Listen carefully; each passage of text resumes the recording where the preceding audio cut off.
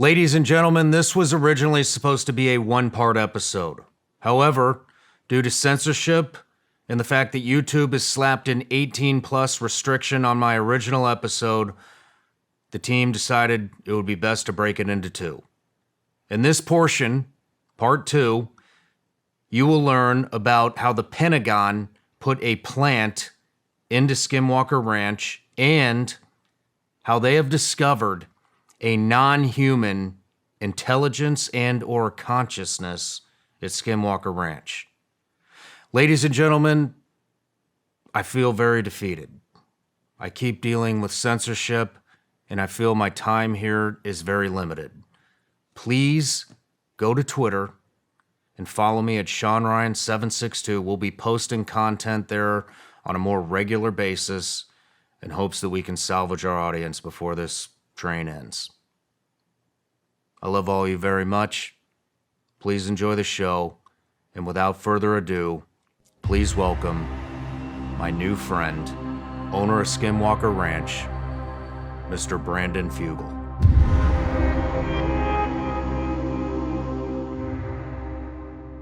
All right, Brandon, we're back from the break, and now we're getting to what I've really been dying to talk to you about, Skinwalker Ranch. I mean, I found Skinwalker Ranch from a buddy of mine that I used to work with at CIA. He passed me the program, and I dove in, and I've been infatuated with it ever since. And there's so much going on there. You have cattle mutilations, you have radiation spikes, you have more UAP, UFO activity than anywhere else I've ever heard of.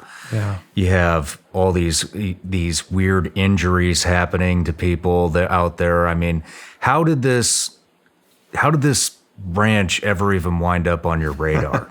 Well, it's an unlikely story. But about 13 years ago, I was funding an advanced physics effort. We'd actually transformed a large percentage of our hangar facility, of our family's aviation management and hangar facility at the Provo Airport, into an engineering lab testing physics theories, dealing with gravitational physics. It was an interesting effort, was something I did not publicize, and we ultimately, using scientific rigor and discipline, disproved the core claims and the theories that were being advanced. But through that effort... Hold on. What got you interested in that? Yeah, it was a former client. So I had a client that I represented back in the mid-90s that was a genius software development executive that ended up forming a company that became the world's leading internet consulting firm. And he left that firm ultimately to fund efforts relative to the UFO phenomena. He had claimed that he had his own experience, had been visited. I found it all to be quite unbelievable, but I could not deny his success in business. I'd had the privilege of negotiating his first headquarters transaction and working with him at a young age. And when reconnecting with him in late 2009, going into 2010, he claimed that he'd spent tens of millions of dollars focused on really discovering the technology or the principle of action that would enable gravity, anti-gravity and energy. I was skeptical, but willing to listen. He was a very celebrated, respected tech mogul in his 20s, in the 90s. I mean, he sold his first company to Novell as a teenager, and as I'd mentioned, he'd built the world's largest internet consulting firm. Wow. That I had the privilege of advising and working with. So hearing his claims, I was intrigued. I was willing to invest, even willing to devote some of our facilities and resources to the effort. Well, it ended up becoming a very challenging endeavor, but through that experience, I developed relationships with a team of science advisors that, unbeknownst to me, were simultaneously advising an elusive billionaire out of Las Vegas named Robert Bigelow, of Bigelow Aerospace, who as a real estate developer and entrepreneur was a kindred spirit of sorts. And so following the closure of that research project back in 2013, I was surprised to receive a call from the two senior science advisors that had been on our board with the question, asking if I would be interested in having a discussion and a meeting with Mr. Bigelow regarding a ranch in northeastern Utah known as Skinwalker Ranch. They asked me if I'd heard of this place. I told them, yeah, I was familiar with a book that had been published, back in the mid-2000s called Hunt for the Skinwalker. I chuckled and told them, I didn't know that there was any truth to it, but I remember it being an entertaining read at the time.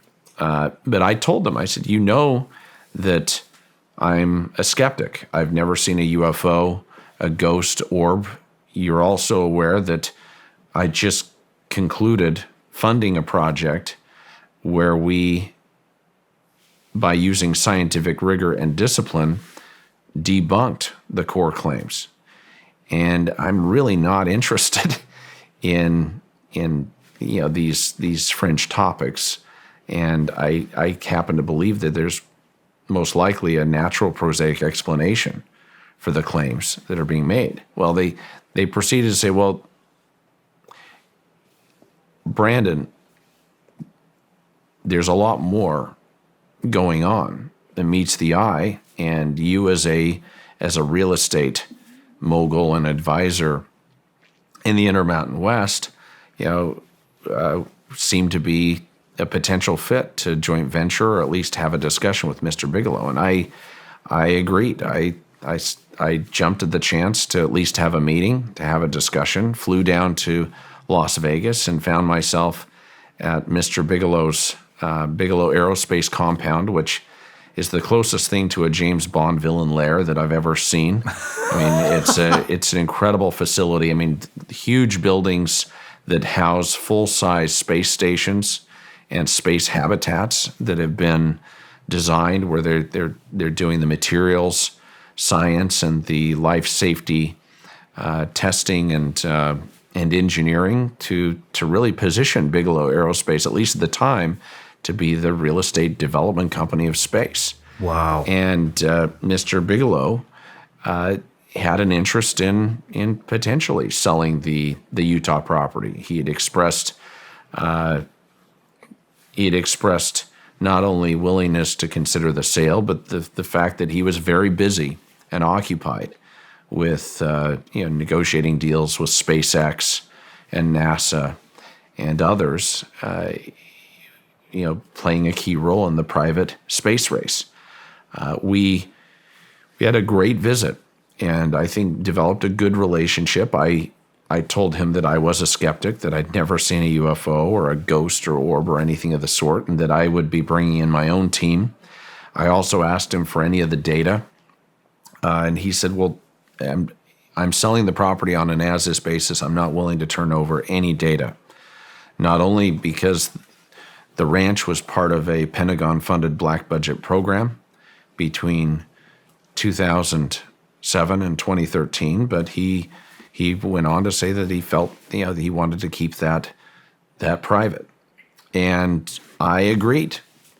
At the end of the day, I felt that starting with a clean slate would help me establish a baseline, and most likely help me even better establish that there was a natural explanation for the reports. You wanted a clean slate. You didn't want the previous data or research? No, I didn't push. I asked respectfully, and I respected his response. and his request. Did he? So was he unable to pass the research and the data because it was a black budget program, or did he just wasn't willing to share? Yeah, I think it was both. Did he want you to continue the research at the ranch? I think he saw in me a worthy successor as someone who would at least be the appropriate owner taking it forward, given my real estate background, proximity to the ranch. I live about 2.5 hours away. It's only about a 45-minute flight via helicopter. And he had heard positive things about me from his science advisors. His science advisors had told him that I had managed the project that we had shared in common with professionalism, and I think that that meant something to him. He was not putting the property up on the market for sale. I mean, the property was never offered or marketed for sale. This was a very private transaction, private dialogue, and I told him that I would acquire the property so long as my identity would be kept confidential. And I worked with my legal counsel to structure the entities that would shield my identity. In fact, my name wasn't on any of the paperwork by design. I had registered agents that managed that process, and truly wanted to stay below the radar and not have my identity associated with the ranch in any way. What year was this? 2016. 2016? So I closed on the property the first week in April 2016 and proceeded to bring in my own team and assess really whether there was any reality to the claims that were being made. At the time, I was on the board of the National Parks Council, the Boy Scouts of America, and honestly was intending to donate it to the Boy Scouts and the Girl Scouts for a potential site that where those experiences that could be had, because I didn't think that there was anything truly unusual. I felt like my investigation and research would ultimately confirm that there was nothing paranormal or disturbing about this incredible piece of property. And so when I flew in and saw the property for the first time, I was shocked at how strikingly beautiful the landscape was. As the helicopter came in and I was looking over at my brother who was piloting and looking back at Jim Morse, who I was recruiting to come in and be really the face of the property at the time and be the ranch manager and the community liaison, I was taken aback by how beautiful the property was and the diversity of the landscape. Here you have this red rock mesa that runs the entire expanse of the property from east to west. You have waterways that bisect the property. You have these old pioneer homesteads that are still standing, that provide a very unique, interesting backdrop, and it is a working ranch. I mean, there has been cattle brought on and off the property periodically, and I've maintained that use through my stewardship over the course of the last 7+ years as well. And so when I flew into the property, I was just shocked at how beautiful it was. You could shoot any number of Hollywood films, of John Wayne westerns on this property, or even Westworld, which is a favorite of mine. It's that diverse and that strikingly unique. And I proceeded to engage professionals to bring in a superintendent within days, Thomas Winterton, who helped assess the physical facilities and what we needed to do in order to install certain things. And we had caretakers at the time. I had a professional, an ex-Marine, who was a drone expert that was tasked with not only conducting drone surveillance of the property, but also developing a historical record of the landscape to better understand every inch of this 512-acre assemblage. How so when you took over, when you took possession of Skinwalker Ranch, you didn't have any idea how much activity was actually happening there? No, And on top of that, you were a skeptic. You had mentioned last night that you had purchased Skinwalker Ranch to basically debunk the entire UFO UAP topic. So what I'm curious about is how does somebody that has been conducting experiments with the US government on a black budget program, who very much believes in all of these phenomenons that are happening, how do you determine the value when you're selling to a skeptic who wants to acquire it to debunk the entire operation? Yeah, it's a negotiation. It's subjective, but I think Mr. Bigelow knew that I was respectful. He knew that I would handle the property with care, with respect. I think that he respected my desire for anonymity, for privacy. I didn't tell my family. My family, my closest business partners were purposely out of the loop and unaware of my acquisition and this new venture by design. So it was an interesting launch to the saga that continues to unfold with Skinwalker Ranch. In the first several months, we dealt with primarily challenges dealing with dilapidated infrastructure. We had a septic system that wasn't working, that was backed up. I found quickly we didn't have adequate power infrastructure to be able to secure the property. We had no fiber optic connectivity to be able to effectively conduct a more advanced investigation. So the first several months, I coordinated with Thomas Winterton and Jim Morse and my caretakers and other advisors to address the infrastructure issues of this property. It was very, very run down. There was no command center. There was no technology. The reports that Mr. Bigelow received on a weekly basis were sent via fax. There was a fax machine.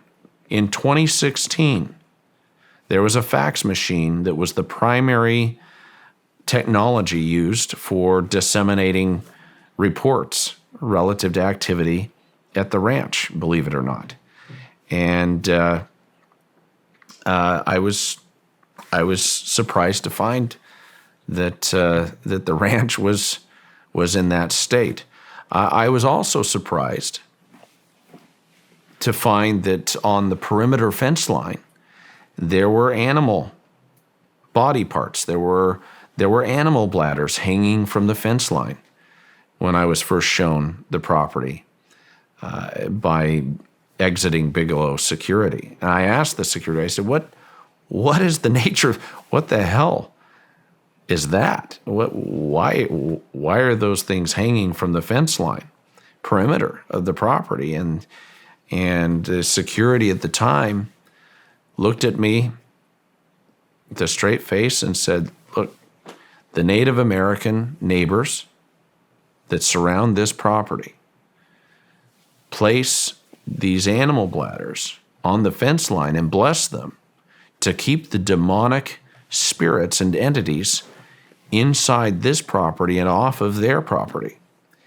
And I quickly learned that the tribal leaders in the Uinta Basin and surrounding the property had been telling their people not to even look the way of the ranch, that they were told, don't even look the way of the property, or else you may have demonic forces, entities that would follow you. And that's something that has been discussed and documented, but is is an interesting part of the history. So I was very surprised when first inspecting the property and visiting the property at what I found. After a couple of months, my surveyor contacted me one day with a report that he'd just captured the image of a UFO. It was right about noon in June of 2016. And I said, "Really? Are you sure?" And he said, "Yeah, I have it on my camera." And I told him, "Will you stop everything right now? Don't talk to anyone else. Drive straight to my office because I want the metadata. I want to download that picture without it being corrupted, without it being compromised. I want it directly on my graphic director's computer to be analyzed if you really believe that you've captured something." And so he did. He drove 2.5 hours straight to my office in Salt Lake City and downloaded that image right there in front of me, with my graphics director. We still have the metadata, and it was an interesting image. In fact, it reminded me of the Millennium Falcon from Star Wars fame. Really? And it was interesting. I checked the flight records to see if there was any activity, any commercial or private air traffic that would match up with that in the basin during that time that again corresponded to that metadata, and there was none. And it was intriguing. Was I convinced that the UFO phenomena was real? That there was some extraordinary cause or origin to this? No, but I was intrigued.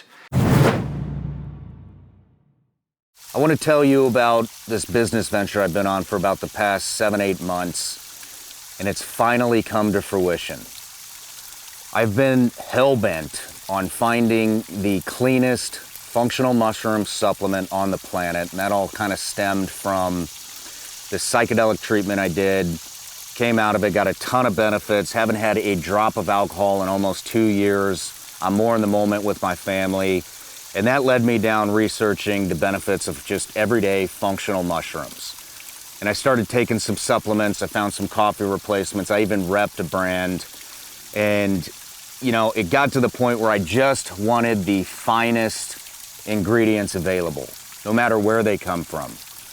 And it got to this point where I was just going to start my own brand. And so we started going to trade shows and looking for the finest ingredients. And in doing that, I ran into this guy, maybe you've heard of him. His name's Laird Hamilton and his wife, Gabby Reese. And they have an entire line of supplements with all the finest ingredients. And we got to talking. Turns out they have the perfect functional mushroom supplement. It's actually called Performance Mushrooms. And this has everything. It's USDA organic. It's got chaga, cordyceps, lion's mane, maitake. This stuff is amazing for energy balance, for cognition. Look, just being honest, see a lot of people taking care of their bodies. I do not see a lot of people taking care of their brain.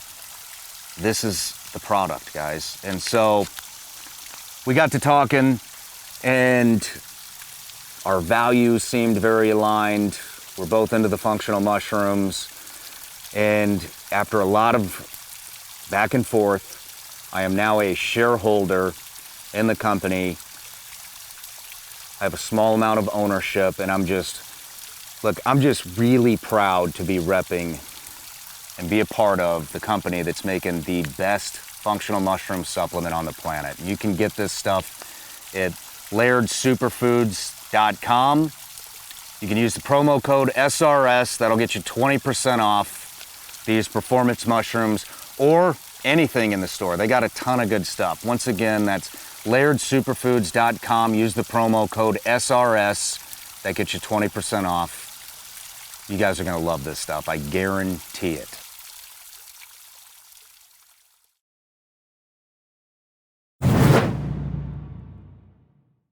Several weeks later, I get another call. "Brandon, I've got another image. Myself and the caretakers just saw a glowing object appear right outside of Homestead 1 or right outside of the ranch house, and I've got the images, and I need to show you this. And I told them, drive straight to my office. Please get here as fast as you can. And sure enough, it was an intriguing image. We had the metadata. It was very different than the UFO that was captured weeks before. How so? It had a different shape, different characteristics. Do you still have these images? I'll share those with you. You bet. We'll put them up on screen. You bet. And those created some interest. I still was unconvinced. I mean, we have the Utah Test and Training Range out west of Hill Air Force Base. I mean, I've worked as the commercial real estate advisor to Falcon Hill and that aerospace research park, and I'm aware that there are programs that are out there, and there are tests being conducted that could very well be potentially connected with some of the unidentified aerial phenomena that have been reported. So I remained curious but unconvinced. And then in October of 2016, I received a call from one of my advisors saying that a certain individual, a prominent doctor out of Las Vegas, who had been working on Area 51, had been a consulting physician to Area 51, had as his number one request, his number one wish on his life bucket list, to visit Skinwalker Ranch. Wow. And this advisor of mine asked if I would be willing to host him. And I said, yeah, of course. I was intrigued by this individual's background. And I said, as long as they sign the confidentiality agreement and the liability waiver that I put in place, I have no problem hosting him. What did that conversation go like when he arrived?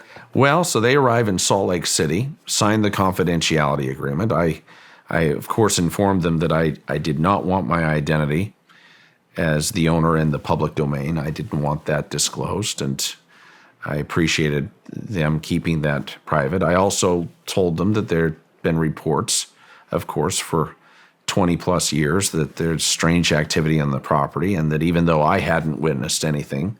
I mean, sorry, I'm getting a little ahead of myself here, but as a skeptic of the entire operation that's been going on there, even after seeing the two images, photo images, where you were still a skeptic, correct? And now you have a guy who had a major part in Area 51, right? Which, I mean, what's going through your head when you get a phone call asking you for this guy from Area 51? This is his lifelong dream to come out to Skinwalker Ranch. I mean, does that validate? No, I just thought it was cool. I thought it was interesting. I was happy to host them. And so when they signed the confidentiality agreement and flew into Salt Lake City and met with me, an hour before making the journey and flying out to the ranch, I told them, I said, you understand, I've owned the ranch for 6 months and I haven't yet to experience anything unusual. I've been going out there periodically to inspect the property, meet with my team, and all I find is a beautiful landscape. So if you're expecting that you're going to come out today and see something unusual, bear in mind, I own the property, and I have yet to witness anything personally with my own eyes or even feel anything that would be even slightly unusual out on the property. So I look forward to hosting you today. I look forward to it being a fun day looking at a historic landscape that has a very interesting history to it, but don't expect anything more than that. I wanted that disclaimer to be out there at the very beginning. And so we proceeded to fly out to the ranch. We were accompanied by my physicist, who is Eric Bard, who continues to this day as our principal investigator. Eric was also a skeptic. Eric was the physicist brought in to debunk and disprove the claims of the gravitational physics effort that I had funded at our private hangar facility. So I thought, who better to bring in to bring scientific rigor and discipline and a critical eye and critical thinking skills to the ranch than Eric Bard. He'd already disproved these core claims that we had spent millions of dollars investigating, and was a very, very skeptical person. I mean, you could flat out call him that he's a non-believer. And so Eric Bard, the physicist, accompanied us that day, as well as ranch manager Jim Morse. And upon arrival, everyone wanted to hike up the mesa. Everyone wanted to get up on top of the mesa and look out over this incredibly beautiful property. And I was like, okay, fine, knock yourselves out. I was wearing Armani slacks and black dress shoes, and I didn't want to get dirty, and I was trying to somehow get a line out at the time to check my voicemail. And so they proceeded to hike up to the top of the mesa, and within minutes, I hear Eric Bard, the physicist, start shouting down, Brandon, get up here. I look up and I yell, I said, really? You really want me to hike up? You want me to run up the face of the mesa to join you? He says, yes, get up here right now. He's pointing to his iPhone. So I shrug, go booking it up the face of the mesa in my dress shoes and my slacks. And as I arrive out of breath at the top of the mesa, he's sitting there looking at his phone and motions for me to watch his iPhone. We sit there in silence for minutes. Nothing's happening. I see nothing unusual. I'm like, what are you talking about? And Eric says, well, you should have seen it. My phone was malfunctioning in the most strange ways. It was turning all sorts of magenta purple color. And I've never seen this. It was very, very unusual. And I just shrugged. I said, well, it's not doing it now. And about that time, the others that were up there on the mesa said that they were feeling a little bit woozy, feeling a little uneasy. They weren't, and wanted to hike back down and proceed with the tour of the ranch. And so we all went down and proceeded to drive out to Homestead 2, which is the cluster of old structures that seems to be a center of gravity for strange phenomena on the property. And as we pull up to Homestead 2, and we're all kind of congregating out in front of those old structures, it was interesting. A few people said, well, do you feel the ground shifting? And even Eric Bard said, yeah, I feel, you guys feeling this sensation that I'm feeling, kind of vertigo? And I was kind of across the courtyard from them, and I just smiled and said, no, I don't feel anything. And then all of a sudden, Eric says, my phone's doing it again. My phone's malfunctioning again. Well, I learned from earlier that I need to move fast if I'm going to see whatever is happening. And so I dart over to his side, and sure enough, his whole phone had turned purple, had turned this magenta purplish color, and was flashing and acting all erratically. And everyone was talking about how they were feeling uneasy. Well, thank goodness he had the presence of mind to screen capture the malfunctioning phone. I'll share that with you right now. Thank you. And you can see it. In fact, he was taking photos of me right before, standing in the entry to Homestead 2 in front of the doorway, just before they started feeling uneasy, and then ultimately the smartphone malfunction started occurring. It was strange. My brother Cameron, who is a very skilled aviator, has multiple degrees in aviation science and management, and my little brother Matthew, who runs operations, who were there, said that they weren't comfortable staying. They said, we want to leave. We'll go to the airport. Call us later on today when you're available, but we're feeling uneasy, which I thought was the silliest thing. I'm like, come on, really? How many people from Area 51? It was, so there was the surgeon, the doctor, and then he was accompanied by two security professionals. One was former president of the California Hells Angels, and another one was a contractor. And then he had his son, who was a grown adult. I don't know how old he was, but his son also accompanied. So it was a group of 4 of them that joined. At the time, my brothers, Eric Bard, who was my consulting physicist, and Jim Morse, ranch manager. And they're all witnessing this. So what was the conversation like? They signed the paperwork, they signed the non-disclosure, the waiver. What are they hoping to see? Well, I asked them, I said, "Gee," after telling them, I've never seen a UFO. I've owned the ranch for 6 months, and all I've seen is a strikingly beautiful landscape. And I'm skeptical. I've never seen anything like that I can report. And I proceeded to ask them, I said, we're sitting there preparing to leave for Skinwalker Ranch. I said, do you guys really believe in this UFO crap? And the 2 security guys, the 2 security professionals that were accompanying the doctor said no. They shook their heads, no, we don't believe it. And the doctor just smiled. And he says, you guys don't even know what you're talking about. You have no idea what is real.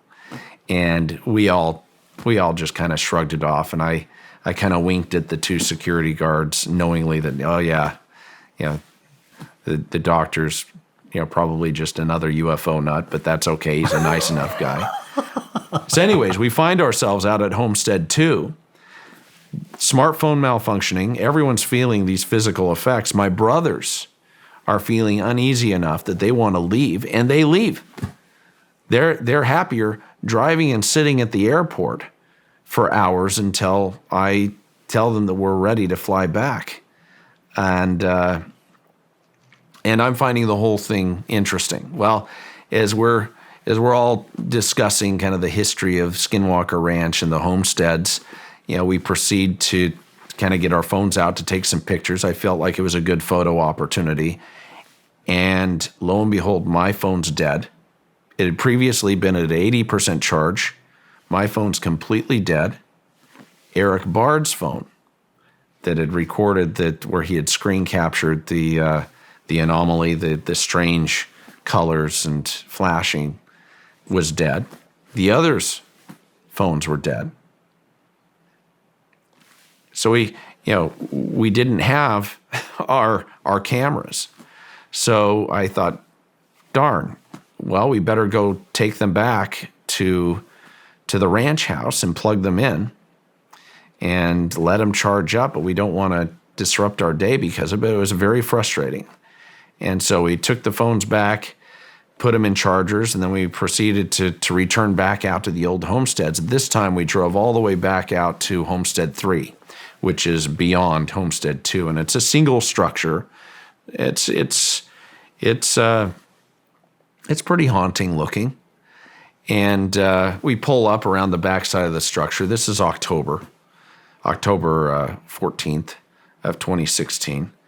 And we all pile out and we all walk around the other side. And again, we're looking at the landscape and everyone's visiting and having a good experience. I mean, my brothers have left and returned to the airport, awaiting a call, hours later. And we're just visiting. And after about 10 minutes, I asked, well, where's George, the big guy, the security, the 6'6" security professional that was there wasn't present, and for some reason we kind of lost track of him. And everyone said, well, when we all piled out of the open air Polaris, UTV, the Ranger, no one really paid attention. I said, well, let me go try to find him. So I proceed to walk around to the back of the Homestead 3, to find George.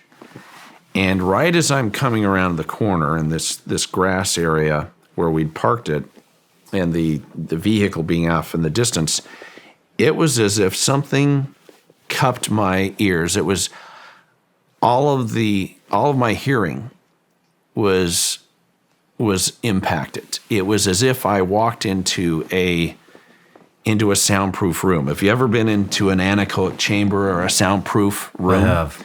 And that sensation, the only thing you can do to simulate it right now is by cupping your ears. It's like a frequency change. Yeah, all of the ambient noise disappears.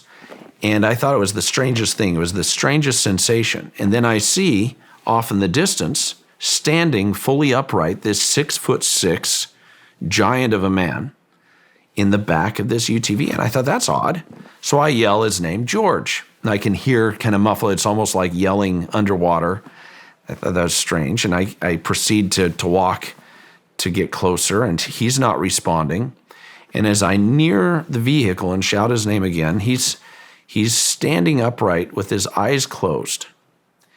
And right as I'm nearing the vehicle, all of the ambient noise, all of the sound comes back, is restored. And as I yell his name again, his eyes fluttered open. And he looked down at me. And I said, what's going on? Did something happen? What's going on? And he said, well, that was weird. And I asked him, I said, what was weird? What is weird? And he says, well, when you all jumped out, when you pulled up and you stopped the vehicle and you all jumped out, I stood up and found myself paralyzed. I couldn't speak, I couldn't move, and then everything went black. And he asked, how long have I been here? And I said, about 10 minutes. And he just shook his head, was obviously disturbed.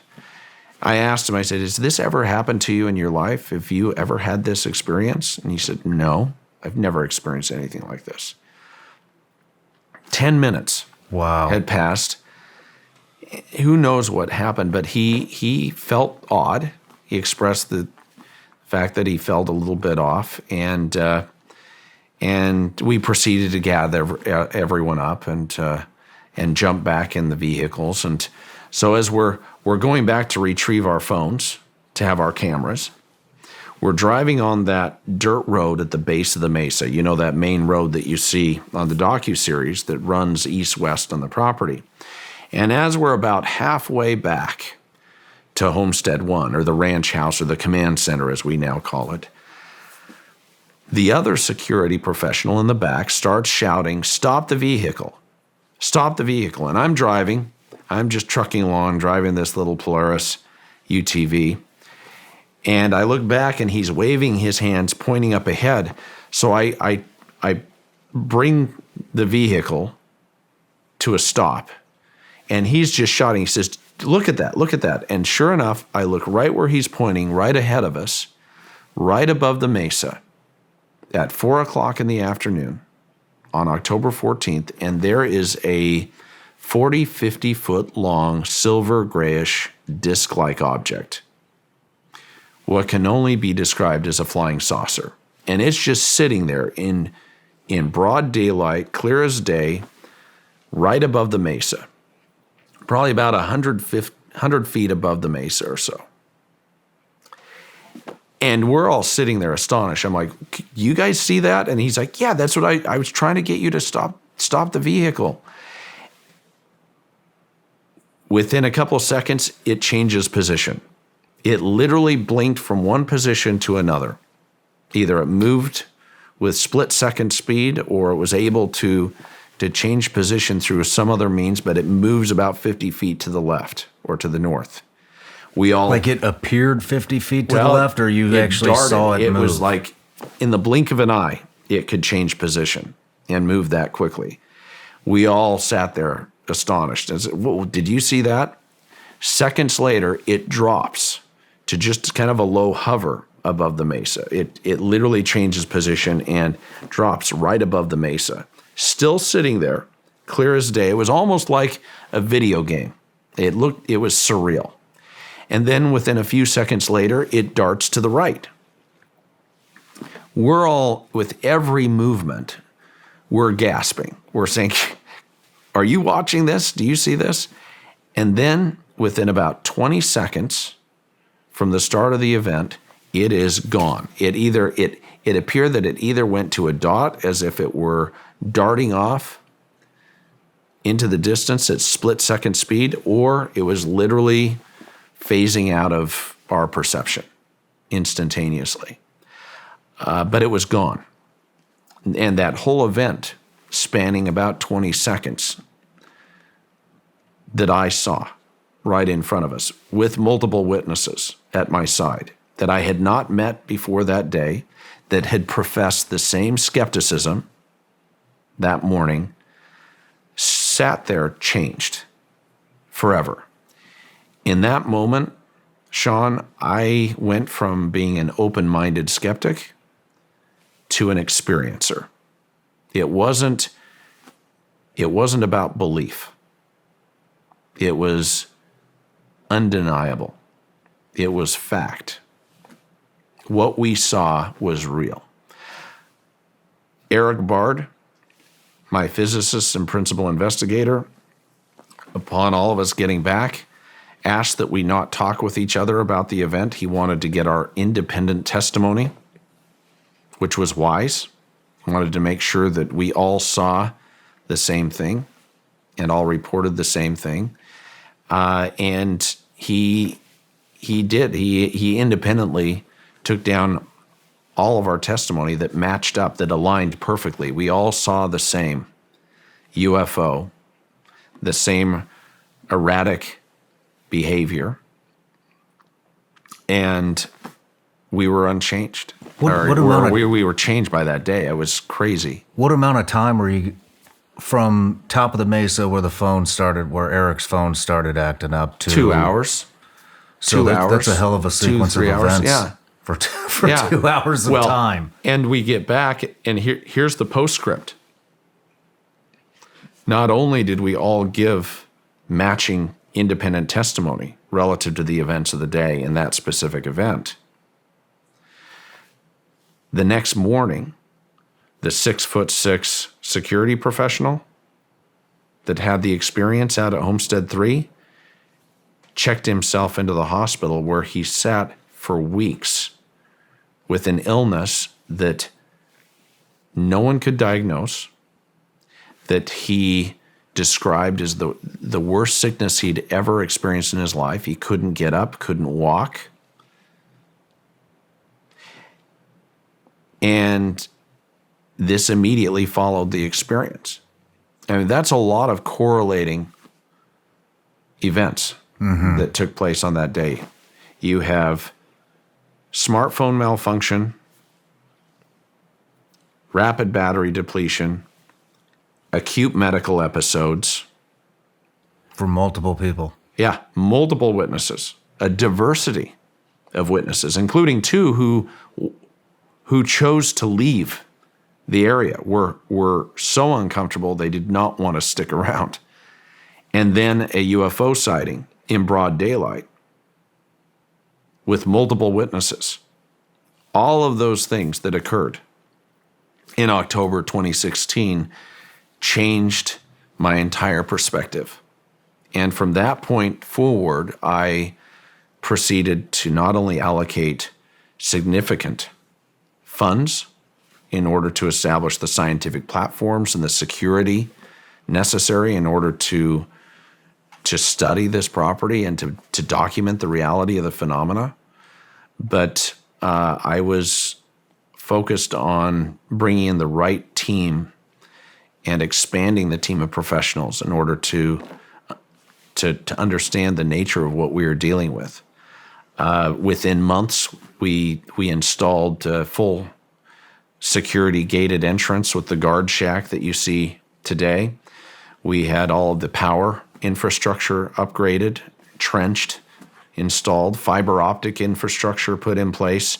We transformed, with the help of Thomas Winterton and contractors, the old dilapidated double-wide security trailer into a command center that still serves as a key point of research there on the ranch. And we proceeded to graduate from game cameras and very very basic surveillance cameras and tools to I think, much more sophisticated platforms to monitor what is happening at the ranch. And the rest is history. Over the next year, we proceeded to take more data to document additional events, UFO activity and other high strangeness, and it propelled us forward.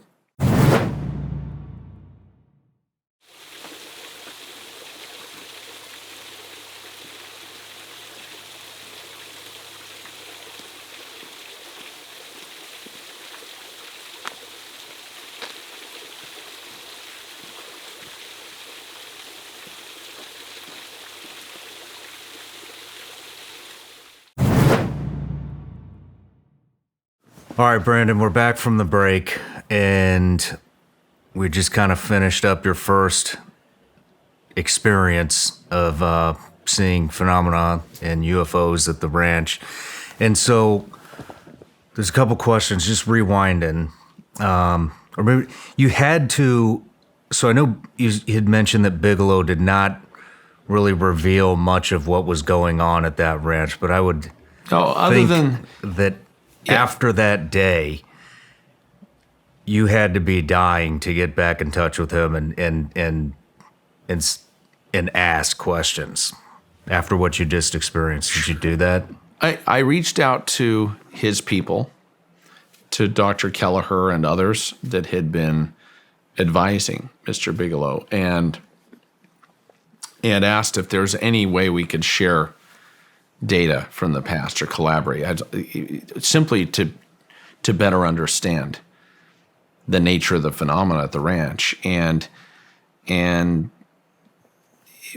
Mr. Bigelow was not interested, and that's okay.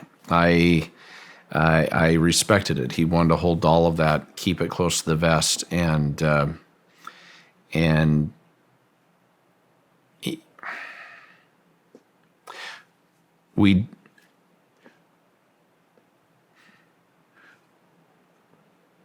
I don't mean to have this pregnant pause.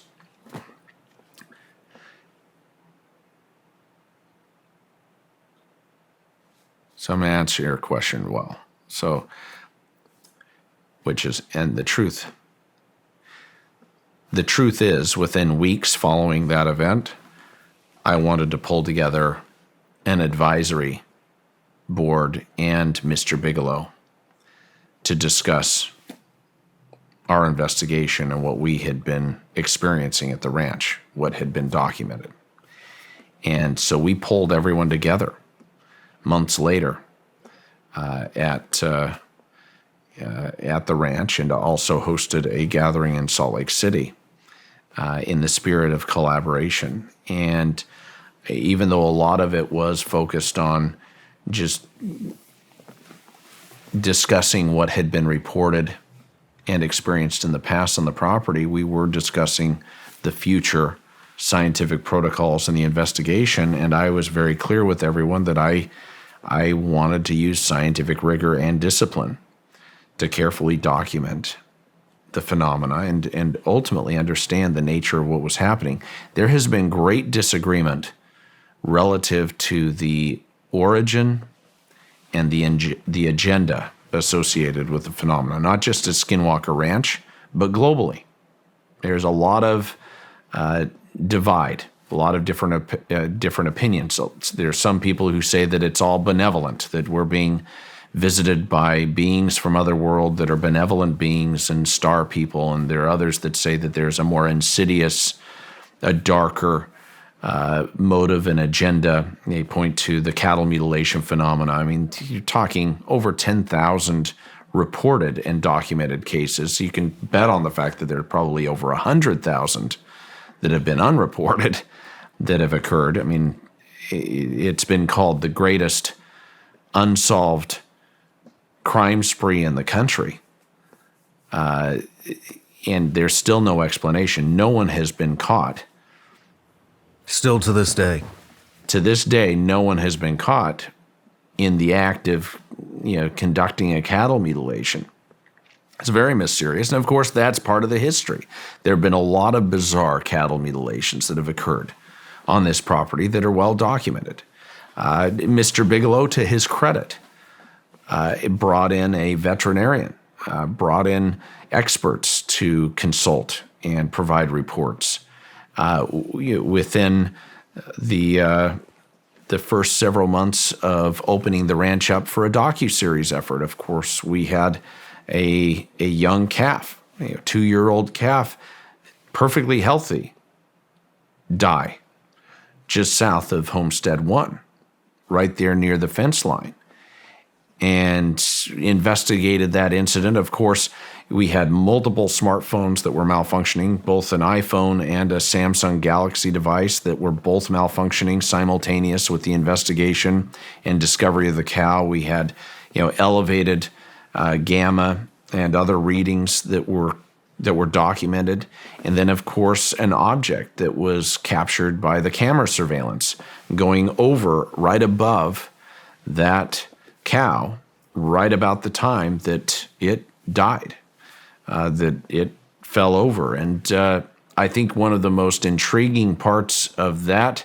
part of the investigation is the fact that even when bringing out the Utah State veterinarian, again, this is the veterinarian for the state of Utah with the Department of Agriculture, who comes out over a year after the cow died to inspect the site, to inspect the carcass, finding no predator activity. It had remained completely untouched, mysteriously, on a piece of property where nothing survives. Any dead animal is quickly dispatched by any number of coyotes. Are you saying the cow had not decomposed and it wasn't drugged off by predators or anything? No predator or scavenger activity had touched it. In a year? Over a year. Wow. The Utah State veterinarian proceeded to order tests, actually took samples. Those tests revealed that there was no poisoning. There was nothing unusual that they could point to that would account for the absolute lack of predator or scavenger activity. And to this day, it remains one of the most mysterious incidents captured on camera and well documented, involving third-party experts that remain baffled. We're dealing with a very dynamic set of bizarre circumstances that continue to be documented in one location on the planet, which happens to be there at Skinwalker Ranch. And it really is the greatest science project of our time. Let's go back into just a little bit more of the history of it. So the backstory. So this goes way previous to Robert Bigelow in 1996. The Shermans owned it from 1994 to 1996, only 2 years, and sold it for $200,000 to Bigelow. What did they sell it because of all the activity that was happening? Yeah. Well, if you go back in time, the property was originally homesteaded. I mean, you had Native Americans that were part of the process, and you had old early homesteaders that built the structures on the property and resided on the property going back to the late 1800s, early 1900s. By the 1940s, the Myers family, and specifically Kenneth and Edith Myers, proceeded to live there and ranch on the property and stayed there their entire lives. Both Kenneth and Edith ended up passing away in the late 80s and early 90s. Kenneth passed away in the late 80s, and Edith ended up being put in assisted care, I believe, in the early 90s. And their brother-in-law, who had legal authority over the estate, sold the property in 1994 to the Sherman family, who desired a place to raise cattle and their family.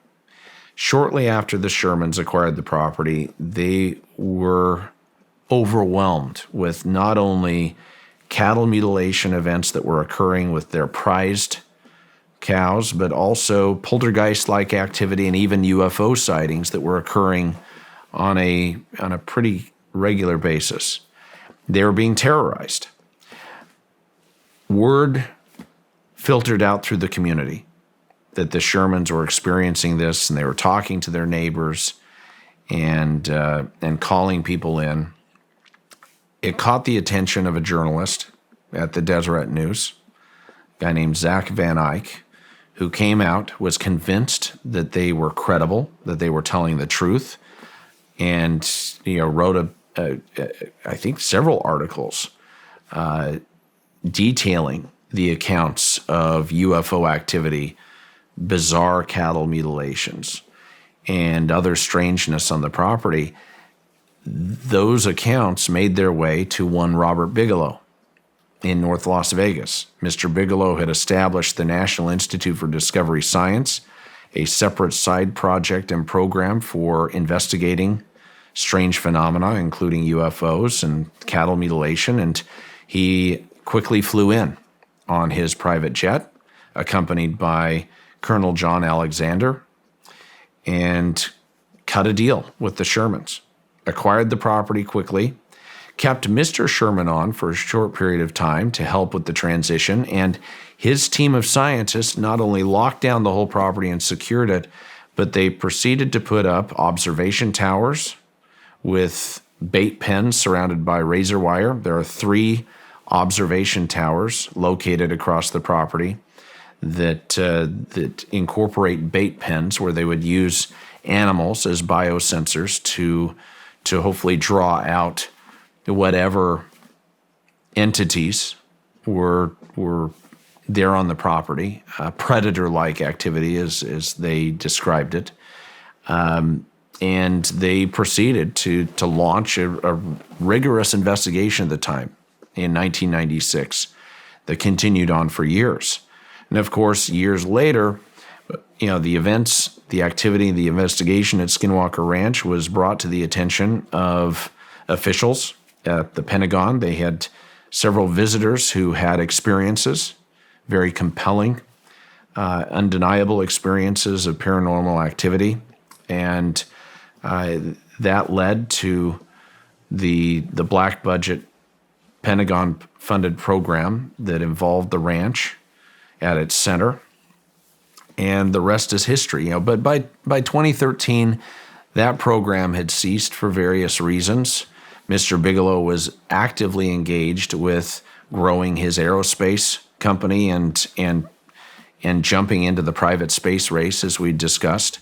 And the ranch, to a degree, it had faded. At the time, I was led to believe that it was simply because Mr. Bigelow was just buried, was very busy with getting his beam modules and his space habitats up in orbit and ultimately on the moon and Mars, which I believe was true. But also, I've learned he ascribed negative events afflicting his family to really his ownership of the ranch. Really? Mr. Bigelow blamed the ranch for dark, disturbing events that happened in their lives. And it's not my story to tell. It's been told by others in the media and advisors. But owning the ranch was not a positive experience for him.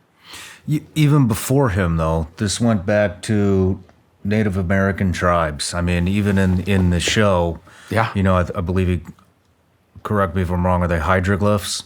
Is that what you call them? Petroglyphs. So Petroglyphs. There's rock art. There's, we have a megalithic site there as well that we've investigated in the area. But there's a lot of rock art and evidence of the ancients, of the Native Americans working on the property. There's also a strange Masonic symbol that is etched into the face of the mesa that many have claimed symbolizes as above, so below.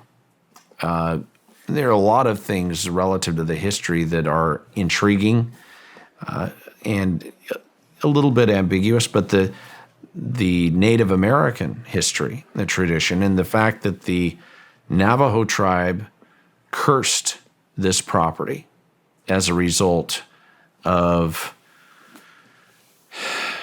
conflict with the Ute tribe and the federal government is something that has been confirmed over and over by members of the community, by elders, and the ridge that runs the expanse of the property, that mesa plateau or that ridge, has been referred to as Skinwalker Ridge for a very long time. In fact, when the Bigelow team first descended on the property and set up their investigation and heard the accounts of, the curse, the Skinwalker curse, and the lore that surrounded this property, it ultimately was referred to as Skinwalker Ranch as opposed to the Utah Ranch.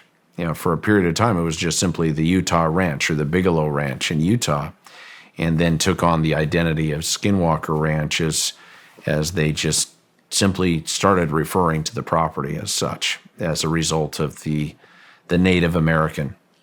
What is a skinwalker? A skinwalker is a shape-shifting demonic entity. It's essentially a Native American witch or warlock that sells their soul in exchange for immortality, the ability to take on the skin or shape-shift, oftentimes in the form of a wolf, a dire wolf, or a werewolf-like creature, but they can also take on the shape of other animals as well. And it's a topic that I found the Native American community likes to stay away from. They don't like to discuss it. To even say the name Skinwalker is negative. Okay. And it's a key part of their cultural tradition and history. Skinwalkers to the Native Americans in the Uinta Basin are just as real as this chair, as this bottle of Diet Mountain Dew. It's a very real part of their cultural history. Okay. The last part of the history that I want to talk about is we spoke a little bit last night about remote viewing and some studies that Stanford was doing, and how does that tie in with Skinwalker Ranch? I believe that consciousness plays a role, and consciousness studies will play a role in understanding the nature of what we are dealing with at Skinwalker Ranch. I think the remote viewing, practice or phenomena, I believe has validity to it. We've had a number of gifted intuitives that have consulted with our research. We have avoided some of that with respect to the documentary series, as we're still gathering data, and some of it is inconclusive. A lot of it is very controversial. But I think that the nature of our consciousness and really the world around us has yet to truly be understood. Do you want to talk about any of those studies that haven't been released yet? No, I think we'll be addressing those in the future. Okay. But I would say that a key part of what characterizes our investigation and our research versus decades past is the fact that we've taken a very multidisciplinary approach, a very transparent approach with the community, not only in engaging the Native American community and our neighbors in a positive way in order to gather data and understand what is happening, because we're living in a very dynamic environment. We're under no illusion that the phenomena is confined to the fence line at Skinwalker Ranch. It permeates and goes out through the entire Uinta Basin. One of the leading experts that documented since 1950 UFO activity in great detail was a very respected teacher and electrician named Joseph Junior Hicks. People refer to him as Junior Hicks. He passed away a few years ago in the middle of really the docuseries being unveiled to the public. He had spent 70 years documenting UFO activity in the Uinta Basin and all of the properties surrounding Skinwalker Ranch. And his files, coupled with the NIDS, the Bigelow team files, stand as a very compelling documentary record of activity in the Uinta Basin and the ranch in general. But as much as this property seems to be the center of gravity and is exhibiting the highest frequency of UFO activity and high strangeness, it covers the Uinta Basin. I mean, people out there have continued to have experiences. Even the oil and gas industry has had incidents occur relative to their sites out there, and there are a lot of professionals who have remained silent, have not wanted to go public, that are now finally reaching out to our team and letting their stories be told. These are firsthand accounts of activity that correlates with what we are seeing at Skinwalker Ranch. Wow, this just continues to happen, just more and more. Yeah, I think momentum's building. I mean, over the course of even this week, we revealed video taken of potentially what could be the first clear evidence of transmedium UAP, or transmedium, unidentified aerial phenomena that was captured coming down from the sky, dropping into the east field portion of the ranch, and then exiting right below the helicopter, caught on GoPro camera, exiting the mesa. There are countless events that have been documented, all involving an army of third-party professionals, experts, working in service to documenting and understanding the nature of what we are dealing with. I mean, see, you got it in 2016. It started happening, I believe he said 6 months after the transaction. Yeah. I personally had my UFO experience with multiple witnesses 6 months after acquiring the property, and we've progressed significantly since that time in terms of not only the scientific platforms, but also the amount of experts engaged. I mean, we've recently brought on as strategic partners Omnitech, led by CEO Jim Royston, who is the former executive director of the International Space Station National Lab. His partner and co-founder is retired 4-star General Lance Lord, former head of U.S. Space Command.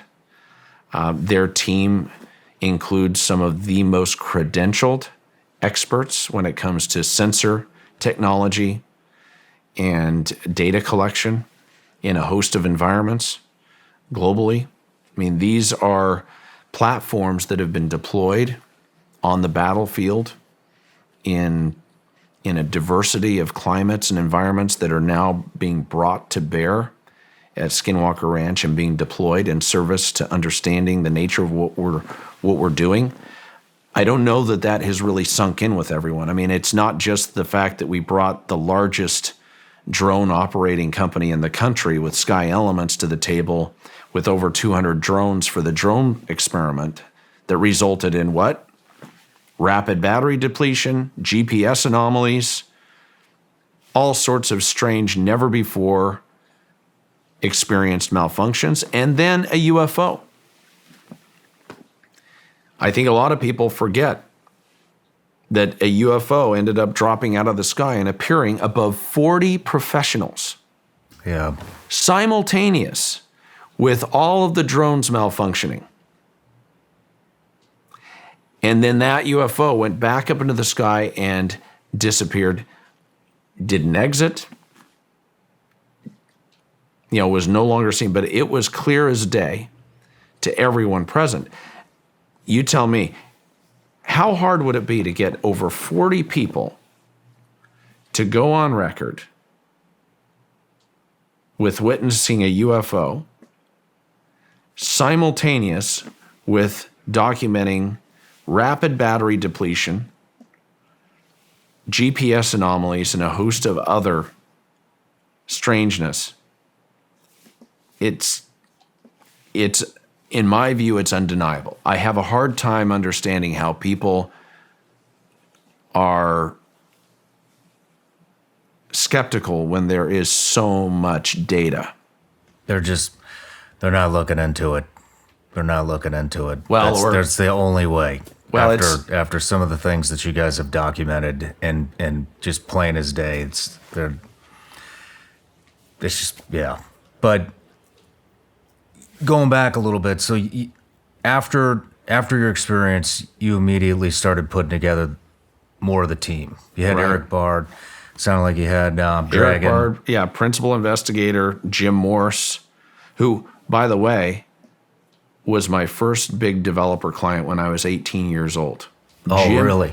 Jim was developing the towers at Southtown, multiple Class A office towers, a hotel, restaurants, right in the middle of the Salt Lake suburban market. And at 18, I was fortunate to have the opportunity to work on his projects. And when I got home from my mission at age 21, picked right back up where we left off, and Jim hired me to essentially continue the final phases of that project. One thing about Jim that I learned in being his broker and his advisor was his love for the Native American community and his commitment to raise millions of dollars for scholarships and aid for the tribes is something that I grew to really respect over the years. Decades before acquiring Skinwalker Ranch or having any idea that we would come together under these circumstances. When I flew out to see the ranch for the first time, having Jim as an advisor and appointing him as ranch manager seemed like a natural fit due to his strong relationships and respect for the tribes, for the Native American people. So you have Jim Morse, Thomas Winterton, who we engaged, who is a respected contractor, entrepreneur out in the basin, hotel owner at the time. Eric Bard, principal investigator, plasma physicist with patents to his name, and incredible credentials. Dragon, Brian Arnold, my head of security. Caleb Bench, who is a retired Marine, also part-time with law enforcement, with the county sheriff's department out there that has been given the latitude to work with us when he's not engaged with his law enforcement activities. We have a credentialed anthropologist, in fact, a published anthropologist in Candace Lindy, who is our ranch caretaker along with Tom Lewis, technologists that reside there full time, and then a host of other experts and professionals that have collaborated with us. Yeah, everyone from LIDAR, photogrammetry technicians, instrumented balloon and rocket professionals, to ground penetrating radar, and even environmental consultants in testing the property to help us understand whether we're dealing with something that still could be naturally impacted or affected. How did Dr. Travis Taylor come on scene? When it was funny, Travis Taylor was recommended by the History Channel. Okay. As a credentialed physicist that could come in and ask the hard questions and drive the team. Let me take you back in time. Following my own UFO experience in October 2016 and the months following, we ramped up the investigation aggressively with our team. We started consulting with other advisors, even staying in touch with the former scientists that had worked on the program in order to inform them what we were seeing and ask for any insight that they could render. By 2018, the command center had been taking documentation, had been, utilized with all of the camera surveillance, the sensors that we had in place, the FLIR camera system that we have deployed to monitor changes in the environment that are potentially unusual. And then one day I received a call from Washington, D.C. This is when my identity was still confidential, secret as owner. So I was surprised to receive the call, and the call was to come to Washington to provide a briefing, an update relative to my ownership and stewardship in follow-up to the activities of the previous owner.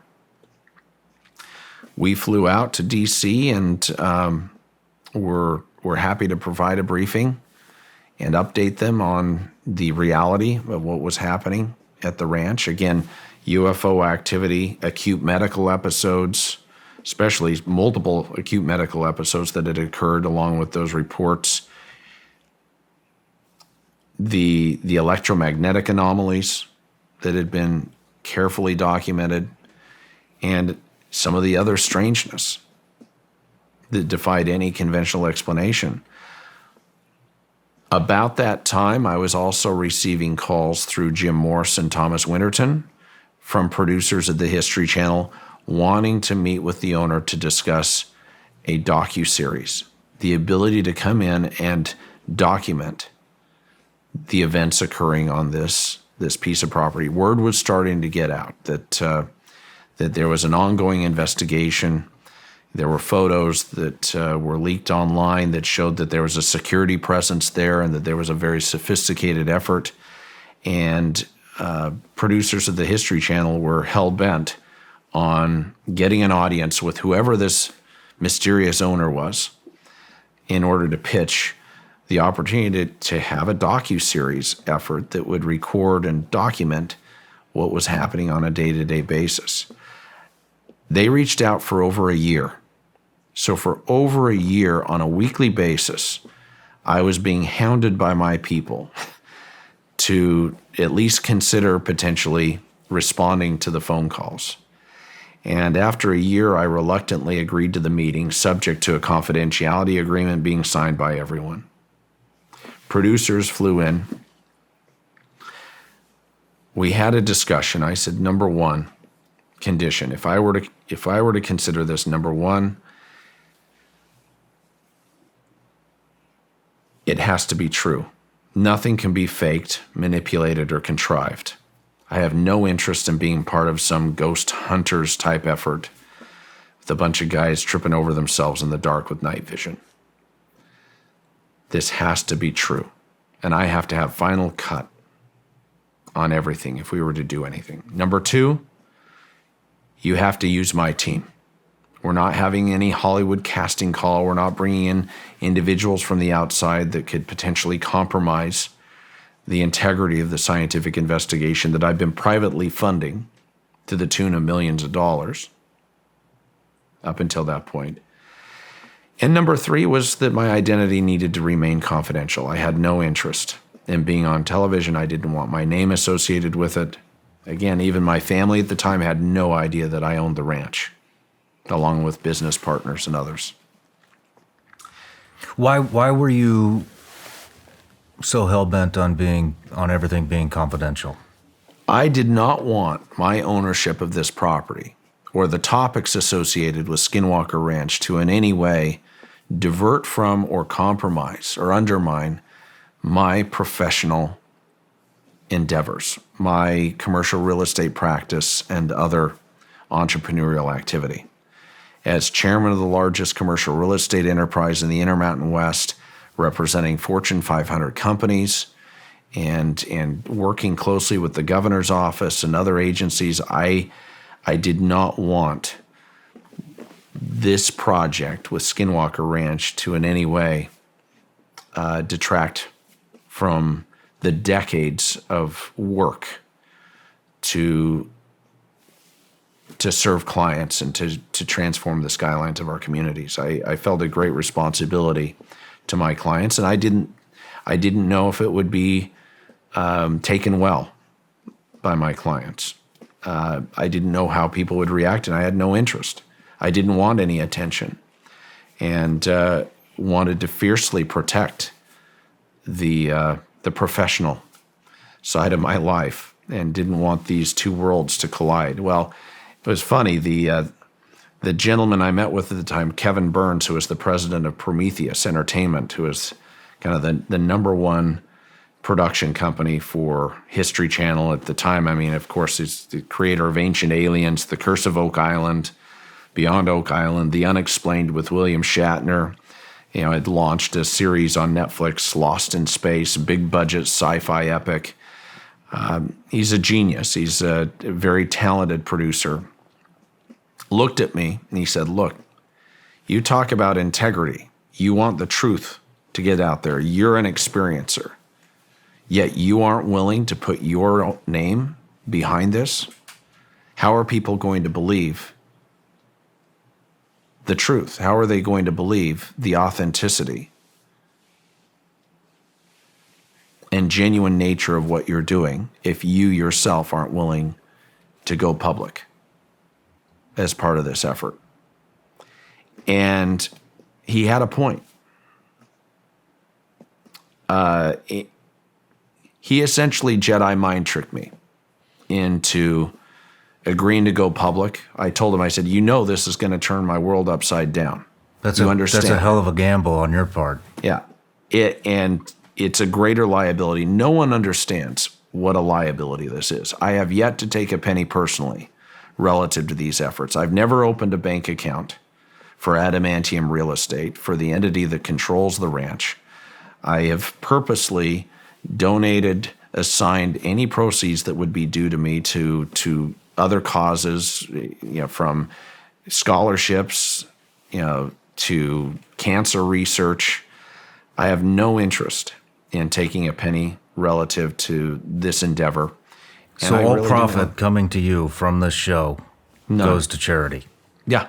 That's amazing. Charity and other efforts. I mean, we have used some funds in order to help bolster the infrastructure that have gone to vendors, but no money, not one penny has made its way into my pocket personally by design.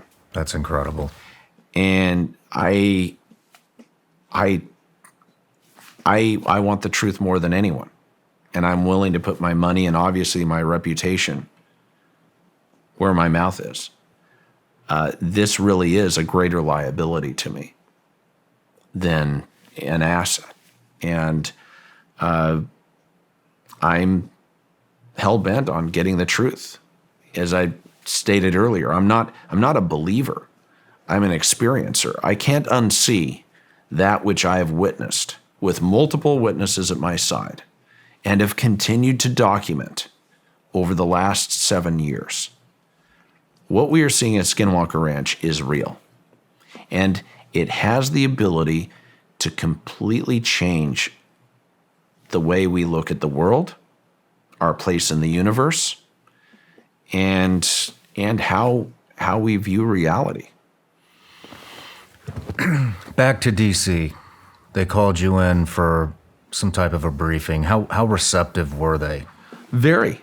They're very receptive, very respectful. We preceded the briefing with me, preparing with the team, with Eric Bard, and at the time, Dr. Jim Segala, who was participating in the first year of our docuseries, and another senior advisor. We proceeded to present a full keynote PowerPoint presentation, and it was very evident that those individuals who held high levels of position, of seniority, were respectful and took this seriously and had knowledge that these things are real. Who exactly were you briefing? Was it the Senate Intelligence Committee or? Yeah. Okay. And It was a good opportunity for me to demonstrate how serious I took my stewardship of the property, and the fact that we are using scientific discipline and rigor in order to address these topics and the phenomena at the ranch. I tell people all the time, I use the word steward. I really believe that this is a stewardship, not just an ownership. And having a collaborative partnership with people who can bring skills and resources to the table to better understand what is happening is a key, a hallmark of our investigation. Has the Intelligence Committee at the Senate offered any funding or any assistance? I haven't asked for any. I don't have any interest. I have no interest in asking for money, engaging the government. I've never held a security clearance. Okay. I don't have any interest in that type of formal engagement. I am interested in being transparent and collaborative with anyone, including the general public. I mean, the docuseries is my effort to disclose to the public the reality of our investigation as it unfolds. And that is perhaps one of the most exciting parts of this effort, this endeavor that I would have never anticipated, is the opportunity to allow the public a view behind the scenes as the investigation progresses. Show me another effort on the planet where there's a 24-hour live stream for the public to access, where there is more collaboration and more open disclosure and presentation of events, of data and activity. I don't believe there has ever been an effort like this. I don't either. So History Channel got a hold of you. You guys made the negotiation, and the docuseries started. Travis Taylor got introduced. Yeah. So, you had placed every member on that team, correct? Right. You had vetted until that time, until the docuseries effort, and the History Channel, they didn't require it. They suggested it. They said we'd like to suggest bringing in one person, a physicist, a credentialed physicist, who is a skeptic, who will challenge the team. And I wasn't excited. The team had no interest in bringing in another member of the family. I mean, they didn't want to bring someone in to potentially ruin the dynamic that we had created. But we flew everyone out to Los Angeles to meet with Dr. Taylor and production. And I was pleasantly surprised at how qualified Dr. Taylor. I mean, he has 2 PhDs in physics. He has multiple master's degrees. He's a published author. He's worked with NASA, with Army intelligence. He's worked on classified programs. I was impressed with his credentials. Anyone who looks at his profile, at his credentials, and scoffs, they're being disingenuous. It came out later on the docuseries that he was on the UFO task force for the Pentagon. Right. Well, which flew under the radar for you and the rest of your team. It was shocking. And it frankly pissed off several members of my team. They felt betrayed to a degree for a while. The fact that Dr. Taylor had taken a position as the chief scientist for the UAP task force at the Pentagon and had not disclosed to the team what was going on and that he was working in that capacity was a significant concern. We had to talk through that. And Dr. Taylor, who was called on the carpet, I mean, to essentially account for the situation, said that, look, after it became known that he was consulting with Skinwalker Ranch, he was part of our effort. A senior official with the Pentagon reached out to him and asked him to engage, but made him do so under certain confidentiality and non-disclosure agreements. I mean, he was under oath to not disclose the nature or his involvement with the UAP task force. And I have to respect the fact that he kept that confidence. How did that make you feel? Even, let's just take Travis out of the equation. You had already gone to D.C., you had briefed the Senate Intelligence Committee, and now they have an asset unannounced to you working at your property that you're funding the experiments on. And how long? That went on for what, 2-3 years? 3 years, yeah. 3 years, you didn't know. And then it gets disclosed. Yeah. How did that, and by the way, It was mind-blowing. there's also all this surveillance going on with what, 1.6 gigahertz, I believe, and you have the planes flying very obvious surveillance patterns over the ranch. You have Blackhawks, you have Chinooks flying around all the time. Covert military surveillance seems to be a constant. And so how did that make you feel, knowing that you had an asset of the U.S. government involved in your investigation? Mixed feelings at the time. I respected the fact that Travis did keep it confidential.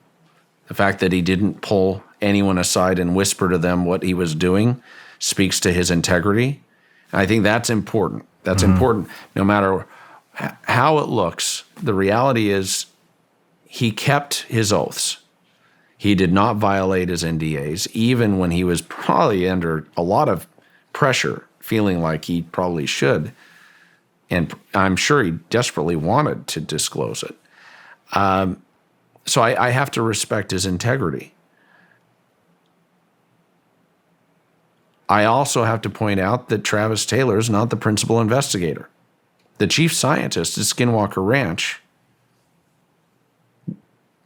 going on 7 years, is Eric Bard.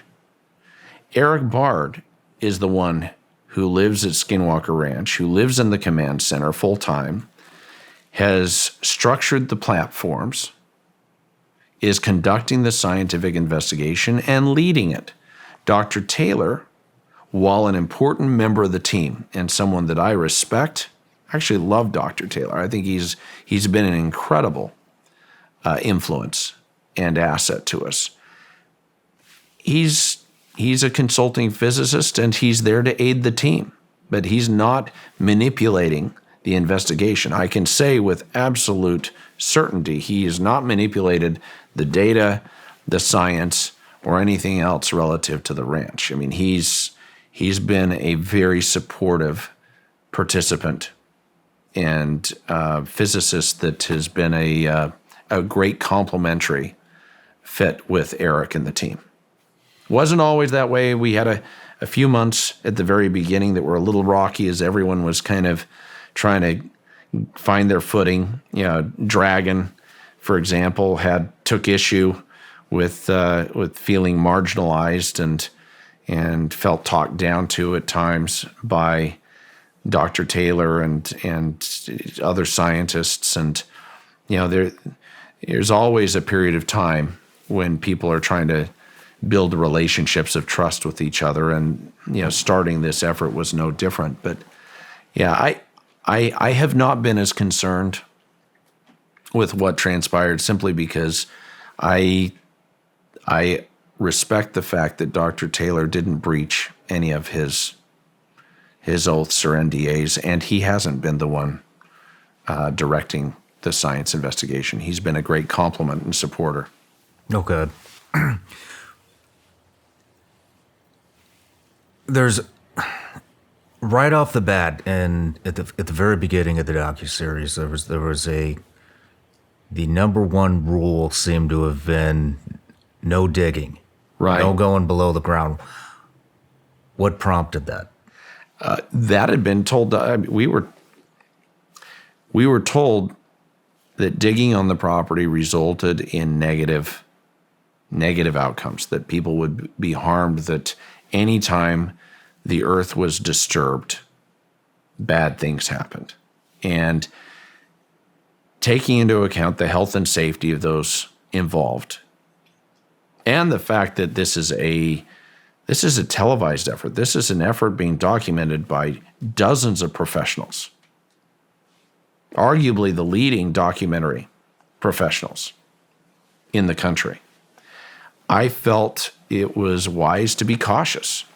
I gave Dragon specific direction to limit any digging activity, anything that would disturb the earth that may stimulate negative response that would result in injury or harm.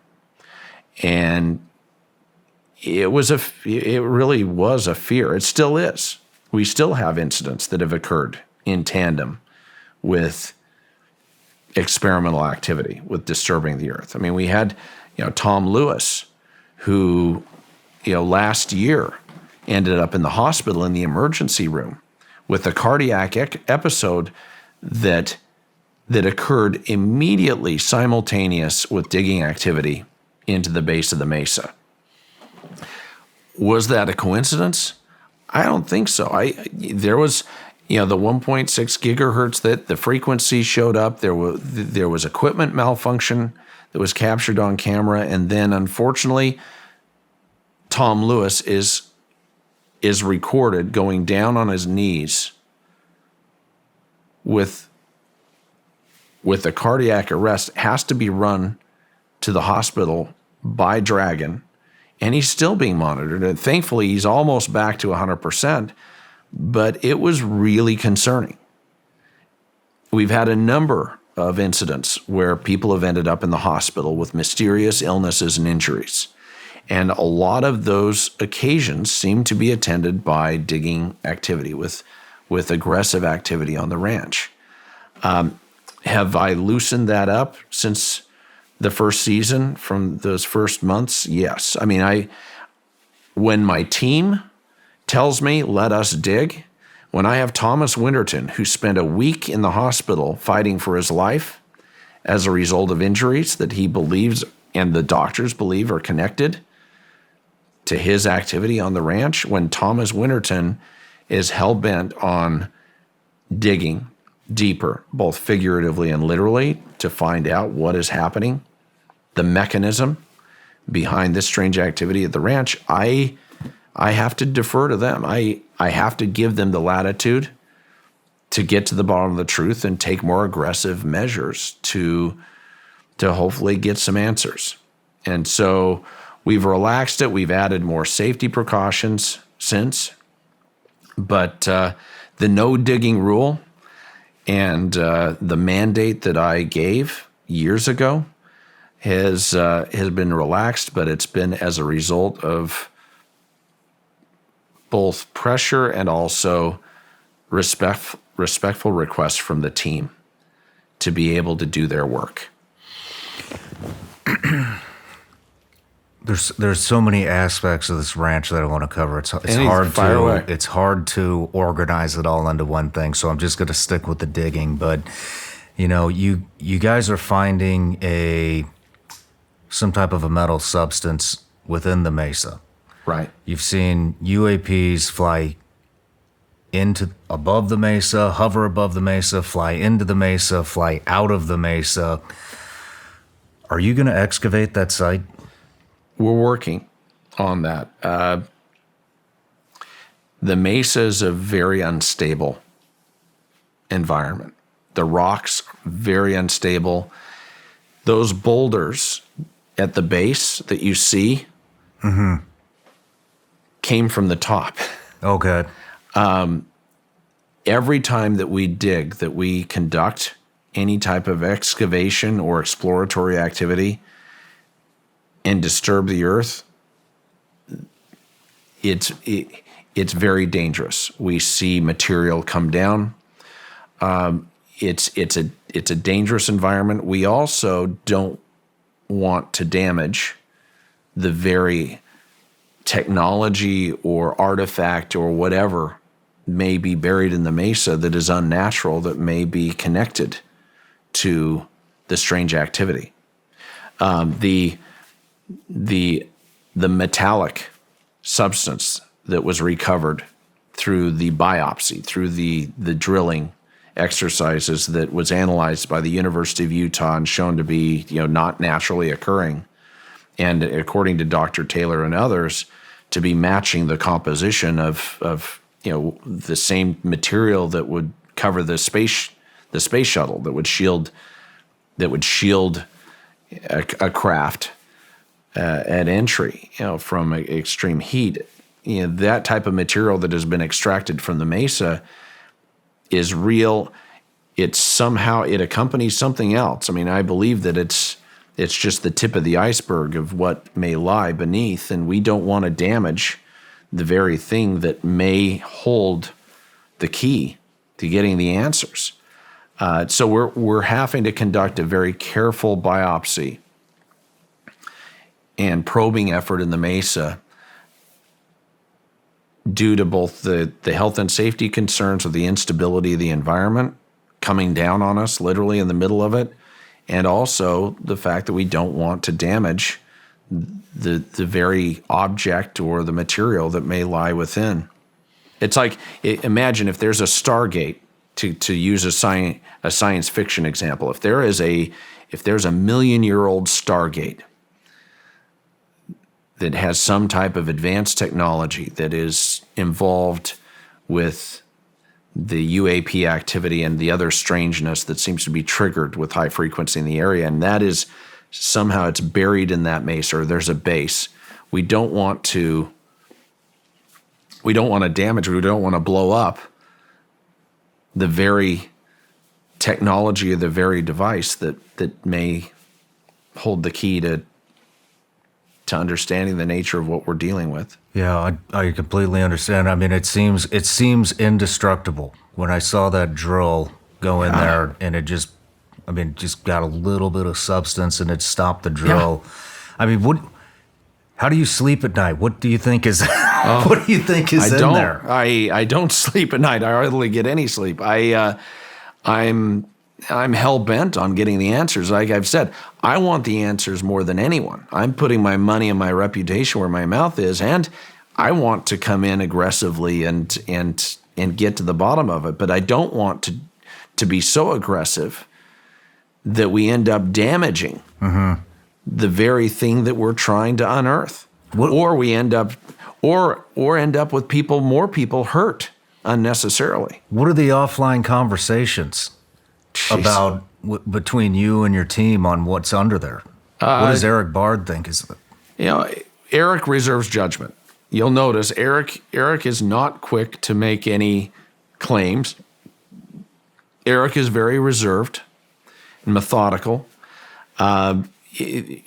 Members of the team have theorized that there's a spacecraft, that there must be a spacecraft in the mesa, that there may be a dome-like, that there may actually be some type of object of mysterious, unnatural origin that is buried there 400 feet into the mesa. I mean, there are those who believe that there may be something. It could be a meteorite that landed there, who knows, millions of years ago, that contains, interesting composition. That there are so many different theories relative to what lies in the mesa. Have there been any discussions on what that excavation site might look like? Would it be like an archaeological dig? Yeah, ultimately. I mean, you have to treat it as an archaeological dig, but you first have to probe and have to excavate sufficient to make access without damaging the environment. So what you're going to see unfold over the course of the next few months, the next year, I think, is an unprecedented effort to more aggressively address the mesa and what lies beneath. As the old Masonic symbol etched into the cliff of the mesa denotes, as above, so below, we may find the answers to what we're seeing above in the sky right there under our noses below the mesa. But we want to be very careful and responsible in how we explore that area. I can't wait to see that. So it's a great mystery, and we're not trying to tease. We're not trying to tease. We're not trying to hold back, and we're certainly not meaning to delay. I mean, time is of the essence. I'm the type of person that lives in a world where execution is everything, where accomplishing the end goal is something that drives every discussion, and I want to move as swiftly as we can. We do have weather issues out there. I mean, it's a challenging environment during the winter. When we have moisture, it is almost impossible to go back and forth across that ranch. This last winter, we had record snow, record low temperatures, record moisture. The mosquitoes are outrageous right now. I mean, the guys are attacked all day, every day by hordes of mosquitoes because of the moisture and just the environment this last year. And so we're working quickly during really the dry months to be able to conduct the investigation as aggressively as possible, notwithstanding the fact that this is a year-round effort. I mean, it doesn't cease when the snow flies. It just takes on a little different cadence. Okay. Well, let's take a quick break, and when we come back, we'll talk about the wormhole, portal, black hole. Bring it on. Whatever we want to call it. You got it. Perfect. I want to give a big thank you out right now to all the Vigilance Elite patrons out there that are watching the show right now. Just want to say thank you, guys. You are our top supporters, and you're what makes this show actually happen. If you're not on Vigilance Elite Patreon, I want to tell you a little bit about what's going on in there. So, we do a little bit of everything. There's plenty of behind-the-scenes content from the actual Shawn Ryan show. On top of that, basically what I do is I take a lot of the questions that I get from you guys, or the patrons, and then I turn them into videos. So right now, there's a lot of concern about self-defense, home defense, crimes on the rise, all throughout the country, actually all throughout the world. And so we talk about everything from how to prep your home, how to clear your home, how to get familiar with a firearm, both rifle and pistol, for beginners and advanced. We talk about mindset. We talk about defensive driving. We have an end of the month live chat that I'm on at the end of every month where we can talk about whatever topics you guys have. It's actually done on Zoom. You might enjoy it. Check it out. And if Zoom's not your thing, or you don't like live chats, like I said, there's a library of well over 100 videos on where to start with prepping, all the firearm stuff, pretty much anything you can think of, it's on there. So anyways, go to www.patreon.com/vigilanceelite, or just go in the link in the description. It'll take you right there. And if you don't want to, and you just want to continue to watch the show, that's fine too. I appreciate it either way. Love you all. Let's get back to the show. Thank you. All right, Brandon, we're back from the break. I want to get into the triangle section of Skinwalker Ranch, where they say is a possible wormhole or black hole or portal, or what do you think it is? I don't know. The honest answer, I'm not sure exactly what it is, other than there is obviously an anomaly. There is something in that area, in that region, and in that airspace that causes GPS to malfunction. I mean, when you say GPS malfunctions, you're talking the GPS is telling you are in one location, but you're actually in a it's not even Correct. close. Or it just completely malfunctions and does not operate. Think about it. We've had instrumented balloon, helicopter, airplane, and advanced rocketry experiments with sensors, along with drones. sophisticated drones that have all malfunctioned above the triangle in that region of the property. Lunasonde, who is a defense contractor, has a very sophisticated platform in looking at that area, even saw anomalies in that region of the triangle and the mesa. There have been instances where time has been manipulated, where we've seen, the time itself, there's been a shift What do you mean by a that? quarter a second, where the data ends up being altered or manipulated to a degree that is not easily explainable. I mean, it is baffling to all of the experts. Everyone who comes out to the property and sees what unfolds ends up scratching their heads. And to have the best LiDAR, photogrammetry, and other experts that continuously see these strange things occur somewhat simultaneous with UFO or UAP activity as well. I mean, we had a situation above the triangle where we were launching rockets, of course, one of numerous occasions, and a prominent UAP, unidentified aerial phenomena, ends up appearing, and then what happens within minutes following? The Black Hawk helicopter comes right over the mesa, descends over the property, and just hovers right over the south field. This isn't above the men. This is right there, low hover above the field south of Homestead 1 and the command center. This is late night, unmarked, not transponding. And as the men would describe it, I mean, it was a menacing presence on that property immediately following a UFO sighting. For whatever reason, that region of the property, that region of the triangle, which is not far away from where I saw the UFO, the 40 to 50 foot long gray silverish disc appear and maneuver in extraordinary ways,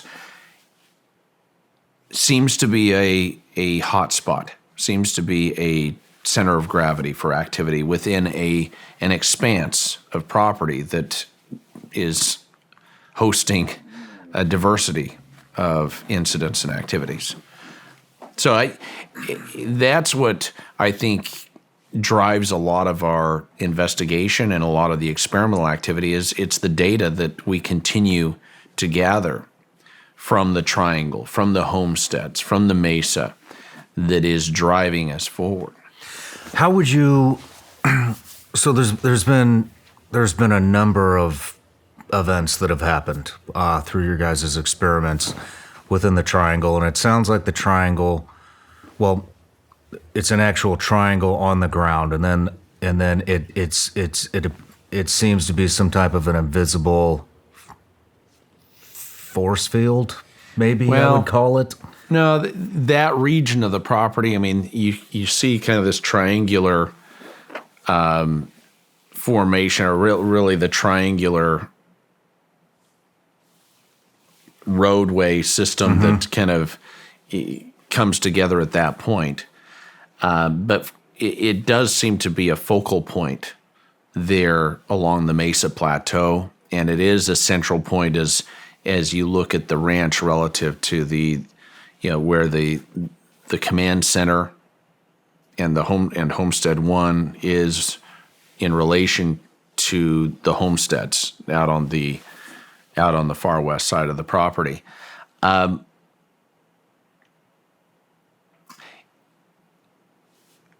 The anomaly that we've seen, the people call it the blob, but this thing that they've caught on camera, and it's not just from one point of view, it's been from multiple camera points of view and different types of recording devices, different types of cameras that have recorded this this thing, this anomaly, as Dr. Taylor would call it, appears to disrupt the experimental activities that occur. It deflects. We've seen rockets deflected. I mean, in that area, we launched balloons. You probably remember early in the docuseries effort, we had a professor from the University of Alabama at Huntsville that came out who is an expert, instrumented balloon experimentalist and operator. And we never recovered the primary balloon they set up right above the triangle. It literally disappeared. And it disappeared right at the moment that it started registering elevated activity. When the meters started going off, all of a sudden, it disappeared, and it has never been recovered.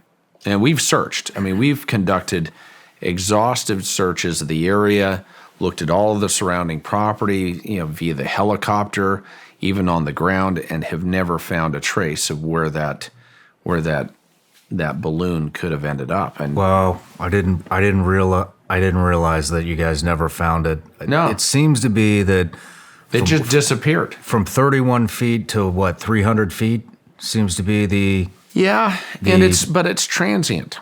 Okay. It's not constant. I mean, it comes and goes. There's something very unpredictable in some respects, but the fact that we've had even lasers bend. You probably remember when Yep. they were conducting the experiments and actually had a laser pointed up, and the laser was documented as bending, as essentially being deflected off of space. To this day, those who have looked at that footage, looked at that data, remain just baffled by what they've recorded. Even the UFO sightings that have occurred above the triangle in tandem with some of these experimental activities not only continue, but they've been prominent. I think it's not lost on anyone that the object that was seen coming out of the base of the mesa, that large orb or whatever, unidentified aerial phenomena that exited the mesa, was not far from that region. I mean, it all is essentially interconnected. Yeah. It's an interesting center of gravity for a lot of the phenomena, and that's why we continue to launch rockets and experiments, even focus the helicopter and other craft in that area with the instrumentation, and we'll see what we are able to ultimately uncover. I think taking all of that data cumulatively and having that essentially paint a picture or pull together this grand tapestry that we can then step back from and look at, the patterns. One of the things we brought Omnitech on for is their artificial intelligence and machine learning capabilities. I mean, they have AI and ML patterns, or AI and ML platforms that will be able to better identify potential patterns that are occurring, that'll help us, I think, weed out, separate the signal from the noise, separate that which may be a foreign adversary or even some naturally caused phenomena from something that is truly unusual. So many things have happened above the triangle, and I think the first thing that I saw that got me was, I believe it was your brother was flying the helicopter over it, and I can't remember what altitude he was at, but it said his altimeter said I believe it was 40 feet. Right. He was several hundred feet. Yeah, well, it essentially was bouncing. The radar altimeter was identifying something 40 to 50 feet below the helicopter when he's thousands of feet up in the air, when he's 5,000 feet above the triangle. And it was tracking with the helicopter. And a lot of people have tried to either debunk or try to explain what was documented during that exercise, there really is no satisfactory explanation for it. I mean, we've consulted with the manufacturer. I mean, he's called his resources. My brother, he has over 9,000 hours of flight time, is one of the most seasoned aviators in the region, and he knows this equipment inside out. I mean, he consults with the experts relative to how it operates and what he should expect and what is to really what could be involved, and there's really no explanation exactly for what occurred there, and it's disturbing.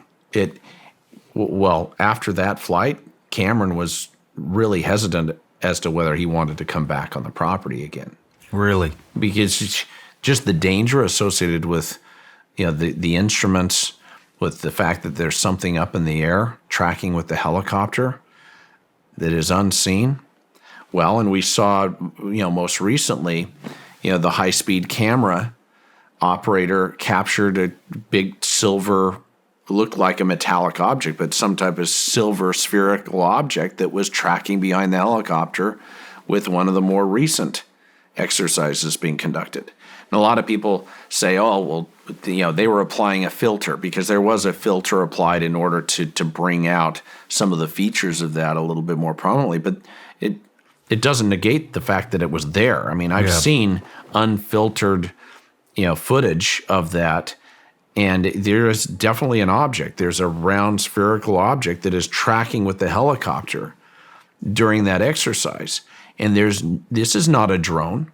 This isn't something that we can assign some either natural cause to or point to some known technology. It seems very unusual. The other thing that really caught my attention, probably more than anything, is the GPS trackers that they were dropping out of the helicopter. Right. With the streamers. And it seemed to be almost bouncing off an invisible object. Like they would fall like this and just bounce off of nothing. Yeah. End up in a completely different region of the ranch. Yeah.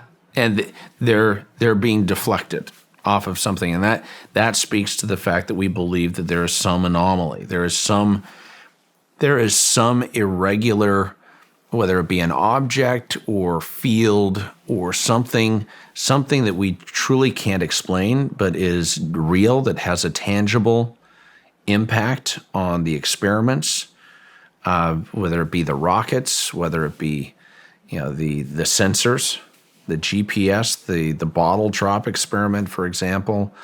The flamethrower. Yeah, the flamethrower where it split. That went around nothing. The flame turned into a horseshoe, went around nothing. Yeah.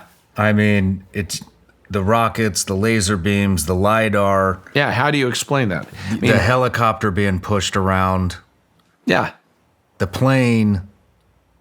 I mean, it's the drones. What was it, 250 drones you guys lifted out? Yeah, over 200 drones, fully charged, carefully calibrated, with over 20 experts from Sky Elements who conduct more of these drone exercises across the country than any other company. I mean, they are the experts. They are the gold standard, left completely baffled. And they went on record with the fact that they've never seen anything like this occur, that their equipment completely malfunctioned in the area of the triangle and on the ranch. We're going to be bringing them back. What do? When you're conducting a scientific investigation, when you're trying to follow the scientific method, you repeat. You repeat the experiment, you gather more data. We're trying, in service to coming to some conclusion or drawing a more, I think, a more accurate hypothesis, we're trying to gather more data and repeat these experiments to see if we observe similar phenomena or other anomalies that occur. And we're active with that. At first, I was hesitant to deploy the helicopter. You have a very expensive piece of equipment. I have my brother, who I love. I don't want him in harm's way. But he's become much like Thomas Winterton, who, when faced with danger, when faced with the risks, and even having a personal set of experiences dealing with this, instead of running away or deciding to sit this one out, he's saying, bring it on.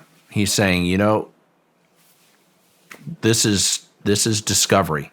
This is frontier science discovery. Only the bold end up being able to really pierce through and to realize extraordinary results. I said earlier in our interview, in order to get extraordinary results, you have to put forth extraordinary effort. I was using that as a business reference, that it takes sacrifice to get results. And this ranch investigation is no different. I think we're all sacrificing. We're all locking arms and trying to determine the nature of what is happening. It isn't a function of proving that there's something happening. That's already done. It's being able to identify the origin and the identity associated with the phenomena that drives me. And I think you can expect to see in the future, hopefully, some communication. I think whatever we're dealing with is highly intelligent. I will not be surprised if at some point we are able to somehow determine how to communicate, or at least see, I think, more intelligent interaction. So you think this? What do you call this? Well, those who came before me with the Bigelow team called it a precognitive nonsense. What are they? There's a term. They refer to the phenomena at Skinwalker Ranch as a precognitive, sentient, non-human intelligence. So there's an intelligence based on the data. There is an intelligence operating on that ranch that has command over space, time, over consciousness, can manipulate closed systems in a split second without leaving a trace, and I believe has the ability to communicate if we can understand or develop a common language at some point to be able to interact.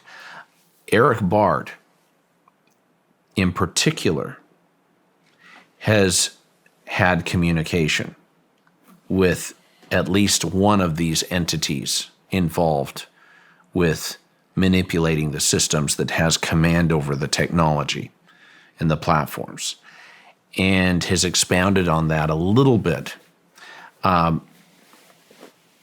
He'll be, I think, addressing that a bit more in the future. We're going to be discussing it on the docuseries this next year. But he's definitely seen and documented evidence that we're dealing with an intelligence that does have the desire to communicate. Can you go into the communication a little bit more? Yeah, I mean, in his case, when he asked out of frustration for a sign, when he commanded when the systems were being manipulated and he was dealing with security violations that were occurring repeatedly with our surveillance cameras, he literally asked verbally, out loud, if you have something to show me, show me. If you have something to tell me, tell me. And in that instant, the screen morphed, melted, and digitally composed letters. He had the presence of mind, just as he did in October 2016, to screen capture what was happening with his iPhone. Thank heavens he proceeded to record and screen capture in real time what was happening with the equipment, and what was revealed was what I believe to be compelling evidence that we're dealing with an intelligence that is at least willing to acknowledge and wants their presence known. Were you able to translate it into anything? Yeah, it'll be shown on television, but it essentially had the simple response, again, instantaneously, of I living. You're shitting me. So Whoa. Eric Bard, in response to a host of issues with the security cameras registering that there was something triggering the motion sensors, that there were countless events occurring. Upon giving that command, saw the entire screen morph and form the letters I living, and then snap back. All documented, all caught on camera. That has yet to be fully addressed on the docuseries, but is going to be addressed in the future. And it's really his story to tell, but if he were here, he'd be telling you the same story. It was compelling evidence that we're dealing with an intelligence on the ranch that has the ability to manipulate technology and systems instantaneously, and has the ability to communicate, and has intention. There's volition. Wow. That is It's spooky. It is. When you see the image, it's spooky. Can we display the image, or do we need to wait disturbing. for the next season?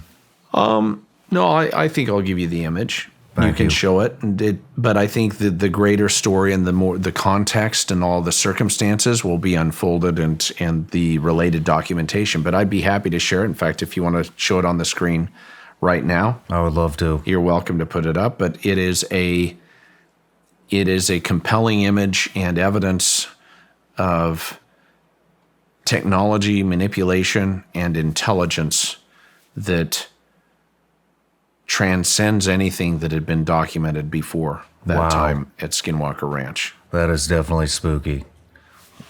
I know that you had mentioned that Eric may not be fond of the camera, but man, I would love to interview him. No, Eric is principal investigator and chief scientist at Skinwalker Ranch, resides on the property full time, literally lives in the command center, and is monitoring all of the platforms. I mean, these are proprietary platforms that he has created. I mean, Satan, which stood for Sentinel Assignment,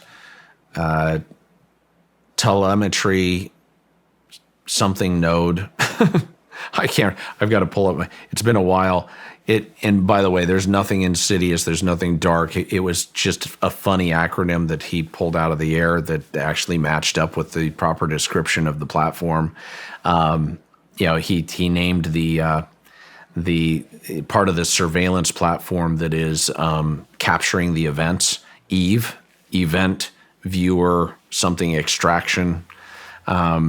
He has a number of really fun names that he assigns to the various technology platforms there at Skinwalker Ranch. And that, we're preparing to deploy more technology than ever. The months ahead will turn heads. The level of sophistication and the number of sensors and really the technology that we're deploying with partners like Omnitech, I believe will reveal incredible insights in the months ahead. It's just inevitable. Can you be a little more descriptive on some of the experiments that you're going to conduct? Yeah, well, we're continuing to utilize the helicopter and other aircraft in service to documenting what is happening in the airspace, lasers. I'd mentioned drones. I mean, drones have become an effective vehicle for at least testing the space and seeing when there are anomalies, when there are disturbances. We are going to be using, I think, some more advanced techniques as far as deploying sensor technology in looking at the spectrum. The 1.6 gigahertz and other frequencies in the noise floor that has been documented and unusual that attends a lot of this experimental activity, I think we'll be able to better analyze and hopefully seek out patterns that may provide insight. So not to get wonky, but I think you can expect to see, in the same way you've seen a progression since season 1, for example, or the first year that we brought on Dr. Taylor and we started a more aggressive experimental activity, there's a progression that I'm observing right now that will continue in the months ahead that I believe will yield incredible results. It's inevitable. Although I have to acknowledge, Shawn, I don't think we're in control. With all humility, we are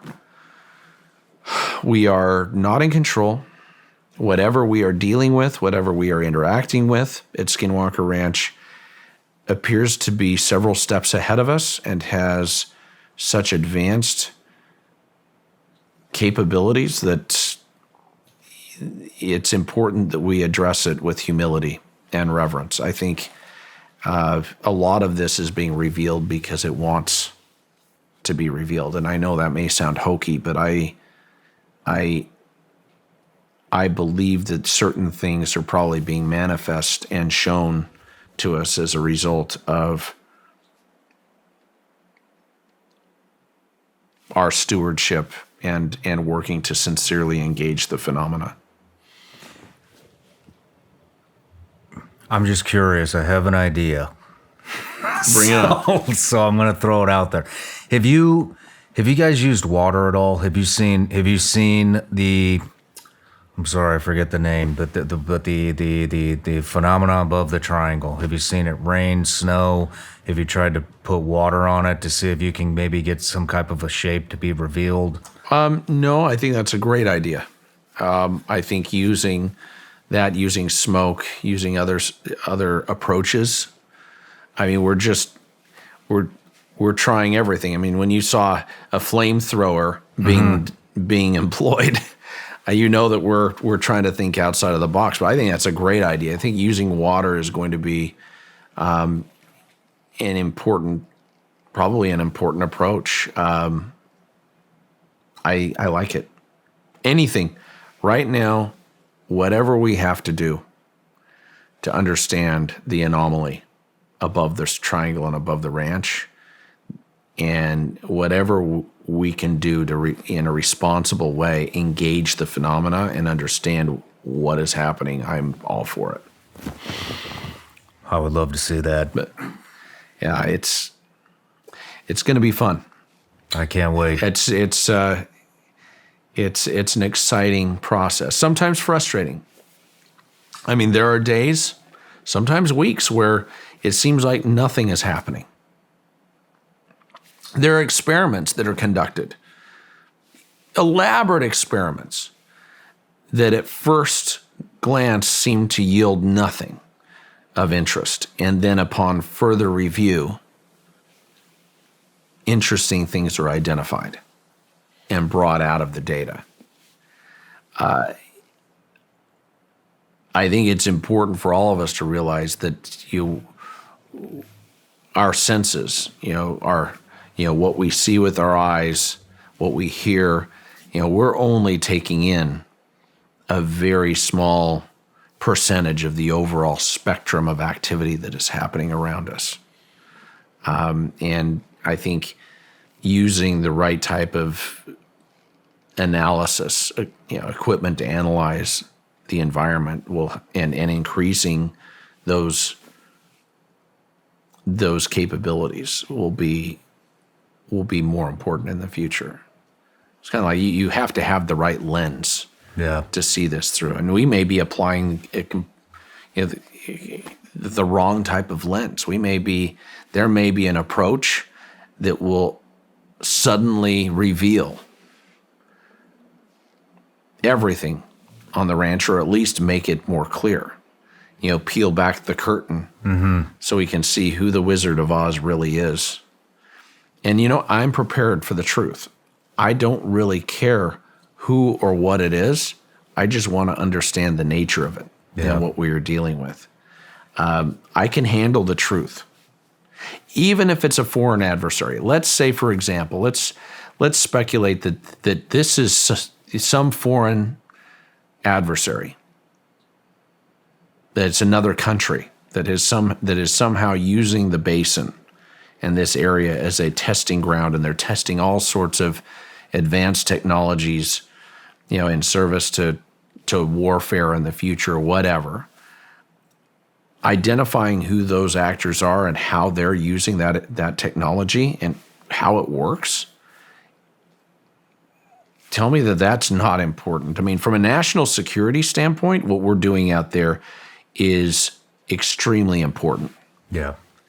In bringing my Omnitech team on board and having them engaged. They're out there right now. As we sit here speaking, they are present. They are on the ranch with the team conducting research and experimental activities.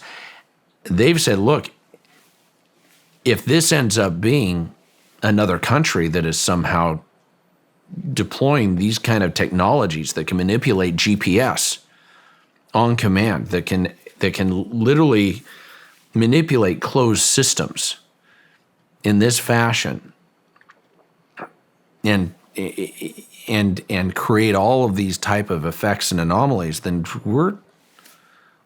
we have reason for concern. Yeah. No. In fact, I find that more terrifying. If there's a bad actor, a known adversary that has access to technology and is using this as a proving ground, the implications are staggering. Yeah. This just popped in my head when the UAPs flew into the mesa and then out of the mesa. Are these solid objects? Do you believe they're solid objects, or is this some type of Good question. What I saw looked illusion? like a solid object. So the UFO that I saw above the mesa looked like a solid object. In fact, it had kind of a reflective property. I remember those, with even the witnesses mentioned that, it seemed to be a very solid object with reflective properties. I remember the sun going down on the other side of the property, and it seemed to be reflecting. The UAP that you're referring to, the most recent that came down from the sky, dropped into the mesa in the east field, and then seconds later is seen exiting the base of the mesa below the helicopter. Yes. It is definitely transmedium, or what people refer to as a transmedium, unidentified aerial phenomena. Is it solid? Does it take solid form when it exits? Who knows? The nature of these objects, of these technologies that are being deployed, it's elusive. Yeah. But it definitely has an impact on the instruments. I mean, when we see some of this activity occurring, you see the spectrum analyzers going crazy. Our spectrum analyzer platforms are recording and documenting all sorts of strange readings that accompany a lot of this activity, especially when we go back and we review the footage and we timestamp everything and we draw direct connection between the activity, the spectrum analyzer results, and what is visually documented.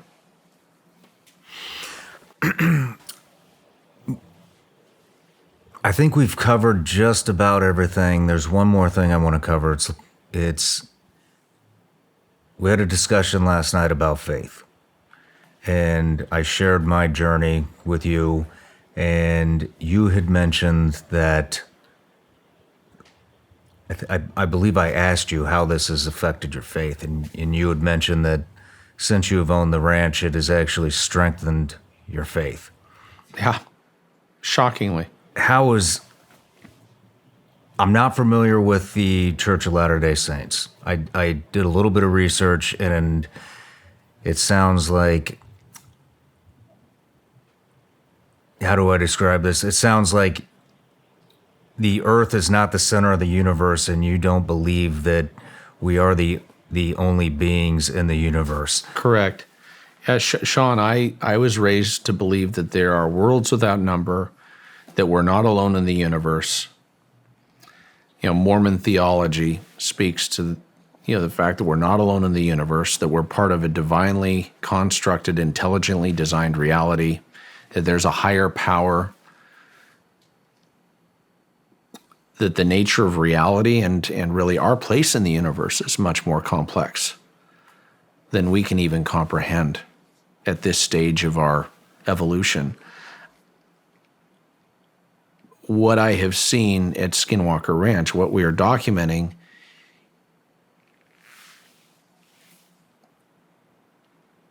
has only strengthened what I was raised to believe, that we really aren't alone, that there is something more at play here. And it could be interdimensional or multidimensional. I mean, anyone who believes in an afterlife, if you believe that your consciousness or your soul or spirit or whatever you want to call it survives after your body is destroyed or you die, congratulations. I think you believe in a multidimensional, you believe in interdimensional theory in that physics. And I think that what we're seeing at the ranch could very well be partially interdimensional in origin and nature. People ask me all the time, is what you are documenting, is it ET? Is it extraterrestrial? People from other worlds? Is it interdimensional or multidimensional phenomena? Is it time travelers? Or is it spiritual? Is it angels and demons from other realms? And the veil between this world and those realms of existence or reality is very thin for whatever reason out there. Which is it? And my answer, honestly, is all the above. Right now, the data seems to point toward a diversity of origins, agendas. And I don't think you can ascribe these events to any one phenomena or any one point of origin. I think there's a lot of things happening for whatever reason that seem to be converging on this property. And, the veil could be thin between this world and spiritual realms, or this world and other worlds. There may be a portal or a wormhole to other worlds, to other planets, that for whatever reason it occurs on this property. There could be a Stargate, buried in the mesa. Yep. That enables an interstellar highway to exist above and even below this property. Something is happening. As above, so below. We're observing phenomena that continues to defy conventional explanation. Do we make mistakes once in a while from time to time? Are things misidentified? Absolutely. That's part of the process. That's part of learning. This is an imperfect process. This is iterative. We are trying desperately to separate the signal from the noise. Separate that which has a mundane, natural cause or explanation from that which truly merits further consideration and may be unusual or extraordinary. And my goal is to get the answers and share those answers with everyone. Well, this is one of the most fascinating interviews I've ever done. And I got one last question. You bring it on. Do you ever see yourself selling Skinwalker Ranch? Never. Never. Be passed down to generations? Or put in trust. I have no interest in selling the property. I have no interest in monetizing it. My only interest is in getting answers. And I hope to continue to demonstrate that I am a worthy steward, that I am worthy of that knowledge, that my team is worthy of insights that will hopefully be realized. Well, I want to say one other thing too, and I just, on top of everything that you're doing, and it is amazing, and I think a lot's going to come out of it, and I can't wait to see the future, what the future holds for you and Skinwalker Ranch. But I really want to commend you. When I found out that you are not monetizing, and every bit of profit that would have been coming to you is going to charity, And it goes to sign to other causes and to strengthen the effort. That's nobody does that. That's amazing. Well, I think intention is important. Having pure, sincere intention behind any effort will hopefully yield the best results. And I'm very fortunate to have a lot of success in other areas of my life, other professional endeavors that help subsidize this whole project and my other pretentious lifestyle priorities. I mean, I like nice things. I've never been driven by money, ever. But I am that guy who, at 12 years old, had the black Lamborghini Countach poster on his wall in my little windowless basement bedroom. I think I had like an 8x8 little windowless basement bedroom. In fact, I've got a picture of it. I'll share it with you.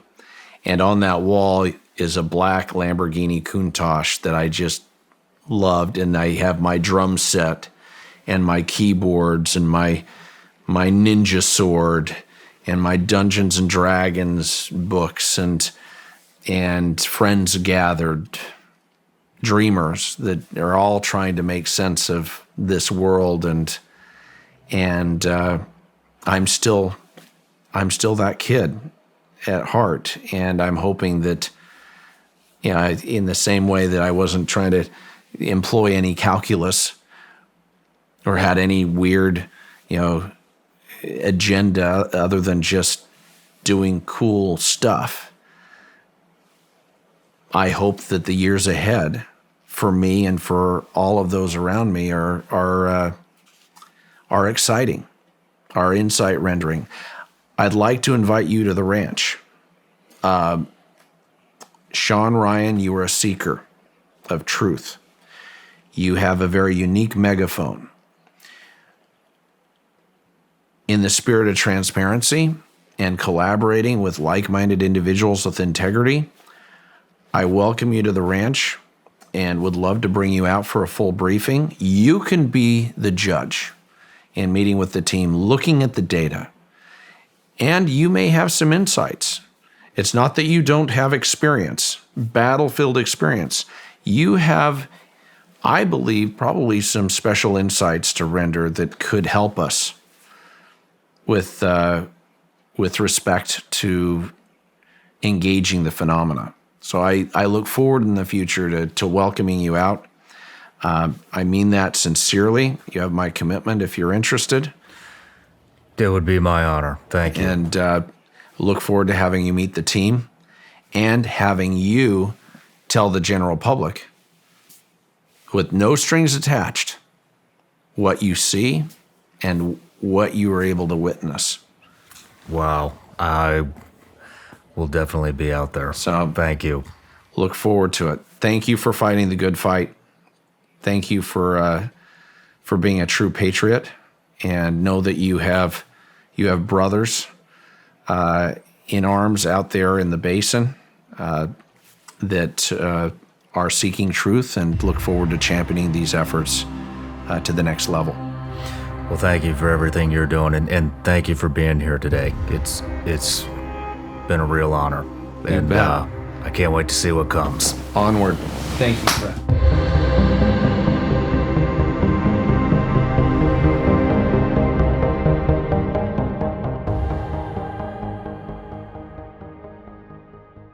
Hey everybody, I'm Shawn Ryan. Click here to subscribe to the Shawn Ryan Show YouTube channel for the hottest and most compelling interviews that you will not see anywhere else. I've also made a playlist of all the previous SRS episodes so they're easy to find. You can find that right here.